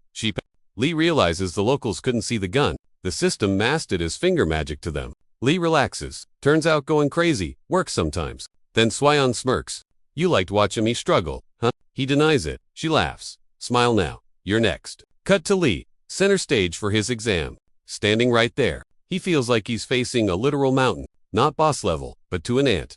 Everything's a giant. Both equal game over. Gramps asks if Lee plans to stare him to death. Lee moves, deciding to just poke him first. He strikes, but the old man dodges effortlessly. Kid goes wild, but Gramps is ghosting him. 0 hits. Lee's trippin'. Why is this vibe so familiar? Like, wondering if these rusty sword moves can actually scratch him. Then Boom feels like Master's shouting in his ear. Gramps eyes him. Not bad. Kid, but basic. Time to wrap it up. Meanwhile, Lee's just sweating. This geezer's a beast who could one-shot Swam. Testing him out was a total waste of time. I might be a nobody, but I'm the demon heir. Gotta rep the set. In this cult, you gotta flex, or get wrecked. Can't forget that. Gramps perks up. Something's diff. Bam. Lee launches himself right at the old dude. Popping the demon's successor. Ooh, the old guy eyes. That blade work. He knows that style. Fast forward. Lee's walking. Deep in his feels about something. Back to the brawl. Lee's about to clock the old guy. Old guy dodges, but his hat gets absolutely wrecked. Instant later, he grabs, lock the kid down. You passed, bro. Present day missed every hit, but passed the vibe check. Still a W, but why summon him so late? Kinda sus. Later, chilling inside the ol.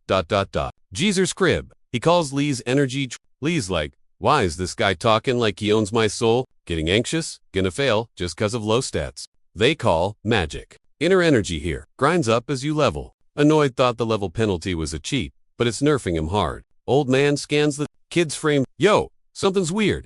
Channels are open. Dude's literally built to hoard energy. Perfect build. He recognizes that. Sword style. Nah, impossible. The Supreme One never took students. Big thing is, no way the Supreme One would pick a Lomana noob as his disciple. Unless he's a secret student the boss kept hidden, the future heir to the demon throne. A guy the whole cult would simp for, and the 10,000 peaks would worship. Next round, Lomana noobs are gonna wash out. At this rate, the chosen one ends up a slave. Big yikes. Lee sees Gramps' beat. Can I bounce now? Gramps pops a box open. Eat this, kid. Centennial, Snow Ginseng, gives 10 years of free XP. Total cheat item. A loot drop because he managed to wow him with sword skills so things don't get weird. Watching this, our main guy is totally lost. As he zones in, Gramps says, to flow the energy inside. Lee does exactly what the old guy says and feels a massive power rush. Hitting. Gramps calls it step 1 of the shiny life's sacred art. Focus up. Unless you want to waste that drink, he asks. Lee figures the old dude not only gave him an herb worth 10 years of juice, but used top-tier tech too. He's clueless why Gramps is showering him with goodies. Maybe his sword moves really impressed him. Whatever. School taught him to always grab rare loot. Time jumps. To lunch at the demon sect with the round 1 winners. Some train solo while others chill before round 2 starts. Blondie thought everyone failed. Lee's like, failed ain't dead. Just then, our hero gets jumped but manages to dodge. The crowd gasps as a huge hole blasts the wall. Someone shouts that it's getting hot and asks why they're trespassing here, calling them trash and lame outsiders. MC groans it's Mugen from the Blood Tribe. Total, op elite. He sneers, wondering how they snuck into the cult. His buddy adds that outsiders can't just hang here. Suian sighs? Hear that. Loudmouth's asking for death. Excuse me? He barks. She's like, deaf, or what? Blue hair? Hears this, and flips out, calling her mouth trash. She draws her blade. Bet you'll shut up when you're headless. He smirks, claiming he's curious if she's faster than his blade. The MC jumps in to stop the brawl, saying, drama hinders the path of the Dima plus. He knows they'd lose this fight. It sucks, but waiting is smarter. He needs more juice to pass the next tests. Suddenly, the blue hair calls the girl hot but clueless. So he decides he's claiming her as his subordinate later. Plus, she better be ready. Taming wild brats is his hobby. Until now, the MC was keeping his cool. Dude completely lost his cool. Hearing that junk, Pops shows up, yelling at everyone to get back in their lanes. Blue hair cackles like a creep, promising a reunion. Ace time skips. Gramps claims today's gonna change their vibe forever. Survivors unlock elite fighting moves in this magic world. Lee's roasting. It was sweltering, but that dude makes it worse. Patting himself on the back, cause he resisted the urge to smack that face right then and there. Then some guy starts tossing out water bottles to the squad. Lee chugs it down, feeling way less like a dried up sponge. Psych, that definitely wasn't plain water. It was weird stuff. Lee wasn't clueless though. He knew exactly what was up. Game on. Gold used inner mojo to nuke the poison they just sipped. Gramps' eyes. Everyone. He slipped Lee a hint, thinking maybe that nudge wasn't enough to save the kid's skin. Suddenly, a pop-up tells Lee his 10,000 poison block is live. Shocked, the Elder asks if Lee seriously flushed out all that toxic sludge. Lee's like yup, claiming he stayed ready just in case. The drink was spiked, so kicking the poison out was a total breeze. Secretly thanking that wolf potion for his 10,000 toxin shield body. Even though he snagged that shiny healing skill, his mana bar was too low to fix this mess alone. Still, he aced the test while basically doing zero work. The Elder's brain is nodding up, because even though he helped Lee, only a top-tier pro could detox that fast. Still, there was a tiny chance the big boss picked him. Maybe he's the real deal disciple. Lee peeks over to the side, watching the other scrubs. Looks like Muzan survived the challenge too. Then Gramps bursts out laughing. Says the rookies in this batch are wicked strong. Didn't expect the top 2 spots to clean their systems so fast. He cheers them on for becoming legit cult warriors, hyped to see what they do in the next rounds. Right then, the blue-haired dude yells at the Elder, begs for a redo with double the toxicity. Hearing that, the crowd freaks out. They barely survived the first dose. Another boss asks how some newbie dares ask that, but Gramps cuts in, asking, why the rush? The kid claims he hasn't totally shown his skills yet, wants to flex his powers under harder rules. Standing next to the winner, he thinks, I'm the Blood Tribe's golden boy. I've chugged magic potions since yet, that jerk's power level, way lower than his. He just couldn't wrap his head around it. Double the tox, zero sweat. Dude's basically a walking filter. They figured Lee's hacks were a one-time thing. Pops admits having guts is kinda cool. At least, he tries to stop it, but our hero goes, nah, bring it on. But he wants to tweak the dosage just a little bit, making the guy think double was already too intense for him. Plot twist. Lee actually flips the script and asks to triple the poison. Everyone's jaws hit the floor. Blink, and it's over. Lie's like, done already? Meanwhile, Blue Hair's sweating, failing to detox in, shocked that a worm like Lee crushed him so fast. Can't cope. Then boom, he loses all focus. Gives Lee the death stare. Then Lee figures this surprise round. An easy win thanks to his 10,000 poison immunity. Muzan crashed hard. Rushed to the ER, lucky to be alive. Plus his 2 buddies finished. Right after total slip. But the losers got turned into servants. Tough break. That wraps up round 2 of the demon trials. Next day, dudes yap about a crit too fast to catch. Even with speed hacks. Lee eavesdrops and figures. Beast is human-sized and hops. Sounds familiar. He clocks it instantly. That's gotta be his pet. Told it to hide, but clearly, it didn't listen. Meanwhile, some guy's chillin' in bed nearby. It's Muyin. Wakes up asking, where's the magic beast? Other dude says, saw it lurking last night. Cut tonight. Guy points out the spot. Blue Hair flexes a super rare flower from a box. Lackey asks if the big boss is gonna use it, but Blue Hair says he's placing it where it belongs. To bait the beast, he thinks the creature's juice has crazy energy, way better than any lame potion. If he drains that power, he'll be top dog of the Blood Tribe again. Rep save. Little do they know, something's watching. Lee's lurking too, hearing their whole dumb plan. Chillin' with his kangaroo, RMC, complains about the heat.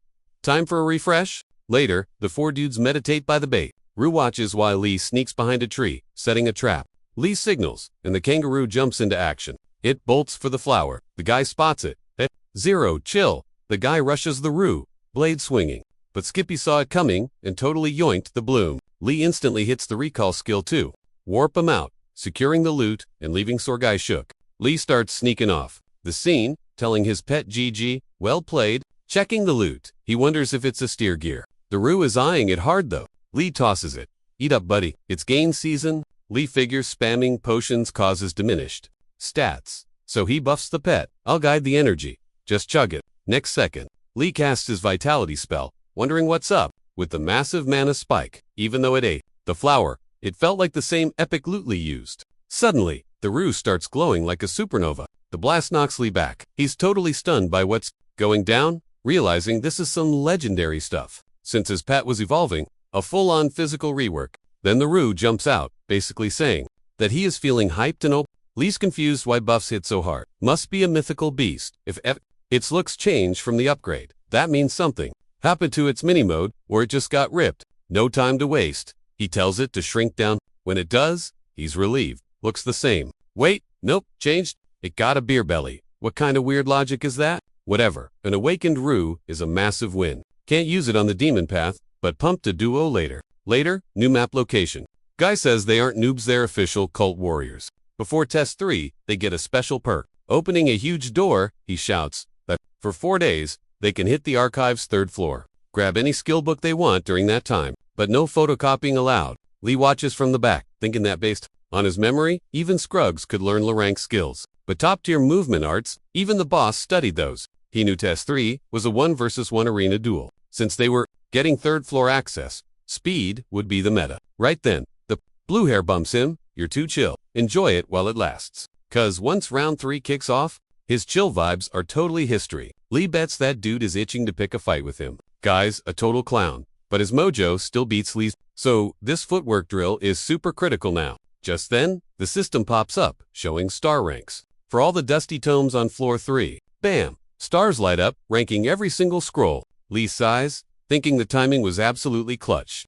Peeping the blonde, he sees she's way more hyped lately, but checking out her pic, he spots straight-up garbage ratings. He walks over like you're grinding hard, and she's like, "I got it, 'cause I want to buff you in the squad whenever I can." Lee is totally shook by that, so he points her to a cooler read named Moonlight Stroll, the top-tier loot in that section. She grabs it, claiming his logic is kinda weak, but trusting him ain't usually a flop. And he's like, "No sweat, just looking out for ya." Suyun is lurking in the back, book already in hand. Later, while Lee is hunting for his own scroll, she pops up. She rolls up looking like she's got tea to spill. She asks him to pick hers too, leaving him super confused. 4 days later, the 3rd demon trial finally starts. The rules, super basic. Beat the other guy, but slip off the wooden poles. You're toast. So they gotta master those fancy moves they just studied. Intro done, the whole crew heads to the ring. Lee knows their footwork skill is the real cheat code here. Blue hair jumps straight up, sticking the landing on a pole. "Blade out," he screams at Lee,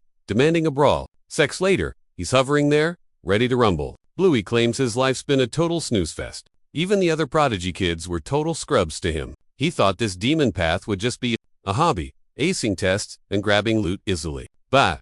Yo, things went totally off script. All Kasum loser like him popped up. Now he's got this crazy burning urge for the first time. He teleports behind Lee, swinging and yelling about crushing him. In a flash, Lee somehow ghosted the hit. Ouch, still got clipped. Thought that fancy move could slice raindrops? Just one hit. But sheesh, guy hits like a truck. Serious power. One thing was totally clear though. Cue, flashback, him bragging about taming beastly jerks. They jump, and our hero is like, "I'm taking you down." Seconds later, cling, full-on sword duel. Dude asks that you cheated back in round 2, so he is about to drop. ... Some smack talk. See, the moves he swiped from the demon ... God's archives were made by a supreme, called for God's steps. Our boy paused. That name rang a bell, because the book he snagged totally had 4 stars. Guy is talented and born rich. So lucky? Life is unfair, right? But honestly, huge relief. My skills are way better. Kinda figured that out already. ... Looking at Shadowless Step. The more he used it, ... the more he knew. His master definitely wrote this manual. The other guy, ... shocked, asks, "You find some secret ninja moves, or what?" Master flashback. Now he gets what I meant earlier. Shadowless Step is basically the MVP of his sword style. Totally a setup as master planned. Sneaky old guy, all sketched out in the manual's back half. Meanwhile, blue hair was going ham ... swinging wildly. But our hero dodged like a boss. He even trolled him. "Yo, shrimp eat 1,000 mosquito larvae a day." Totally Lustiga is like, "Huh," then charges again. Still missed every shot. Soon enough, dude was gasping for air. Wiped out. Lai noticed. He is aggressive, but his flow is trash. For God's steps needs flat ground to work right. ... Here. It is only running at 70% power. Lee steps up and delivers a sweet kick. Sword out. My turf now, he thinks, landing a solid hit. Guy face plants. Game over. Victory for our hero. Desperate, the loser thought. That move was a nightmare. Fight is done. Lee sighed. Did I seriously just win? Swan watched below, signaling, nice job. Lee smirked. Swan wondered, did that idiot actually pick a good book? Announcer screams victory for Lai. ... and tells the next fighters to pick opponents. Ace. The old watcher thought, he is feeling it now. ... Maybe I am seeing the next Supreme Lord rise up. Time skips. A bunch of randoms fought to see who is best. Lai thought, 10th floor wasn't a bloodbath, it was a loot drop. Suyeon worked her range, sniping from afar, to bag an easy dub. Her arcane attack was fire red, leveled up big time with that book. But one thing bugged him. He had to check the other girl's stats. She's outmatched, but her brain is faster than 5G. Then bam, Lee gaped, as she got wrecked instantly. No hesitation, our hero rushes in, checking her HP while eyeing the culprit. Some rondo posed on the pillar like a god. Ask who's the GOAT? It's Joe Mugen, Blood Tribes, Ace. Our MC, who stomped that guy, was also ranked up there with the elites. But the real buzz, Hoyen, Blade Tribes, Air. Cut to the medbay later. Lai figures she had a boss battle way too early. She wakes up, blinking, realizing she took the L. She sighs. And you even gave me the He grabs a towel, shrugging. Dude was OP, don't sweat it, just chill and heal. He adds, hey, you were a corporate drone 5 minutes ago. Keeping up with pros? That's legendary. Swa snorts, don't listen. He kept the cheat code book for himself. That shuts him down. He freezes, and they start roasting each other. She laughs. Lai's always cool. Seeing him panic is a vibe. It's all good though. I dig the book. Can't ride his coattails forever. You guys crushed the rest. I'll grind XP my own way till we meet up. He stays quiet, thinking, classic. She's got grit. Passing would have rocked, but she hustles solo just fine. Still, what was up with that attacker dude? Next day, Demon Path Test 38 brawls, and half the class got cut. Jump cut to Tammy Jung's spot. They drop the next bomb. Test Force assassination. Pick a target, prep for 15 days, and delete M. Simple. Q. The system pop-up, showing the odds of Lai making the hit. The list exposed everyone's chance of getting wasted. Then the old guy shouts for the MC announces that the top scorer snags the cult's holy relic as a prize. Lai figures if they're calling it a sacred object, it's gotta be top-tier loot. He notes the biggest deal in Test 4 is who you pick to fight. Choose a scrub. You'll slide music. Buy, but learn 0. Pick a boss. You're totally cooked. That's why Lai was debating which baddie he needed to wreck to grab first place. He runs the stats. 30% win rate. Meh? Too safe? Since one is likely targeting a 20% shot or lower, but going under 10% is sketchy game over, equals no prize. Meanwhile, the geezer kept a close eye on our protagonist's moves. Knowing the round started, he waited to see Lai's play. Boom! Our boy locks in Mayhop. Jung from the Red Death Squad. Lai claims that Crete doesn't even see us as human. It is exactly the type of monster that needs to be caged. Trash like that needs dumping. But the odds were just 1%. Gramps calls him nuts, asking what his real shot at winning is. Our hero shoots back that it might be 10%. The old guy denies it even at peak performance. It's way lower. He asks if he's still in, jumping into the fire despite the danger. Hearing that, Lee claims just because the chances are slim doesn't mean it's impossible. Fire on the path. Quench it. Thorns in the way. Chop them down. He'll do whatever it takes to blaze his own trail. To catch the next epic scene, slap that notification bell and see you next time on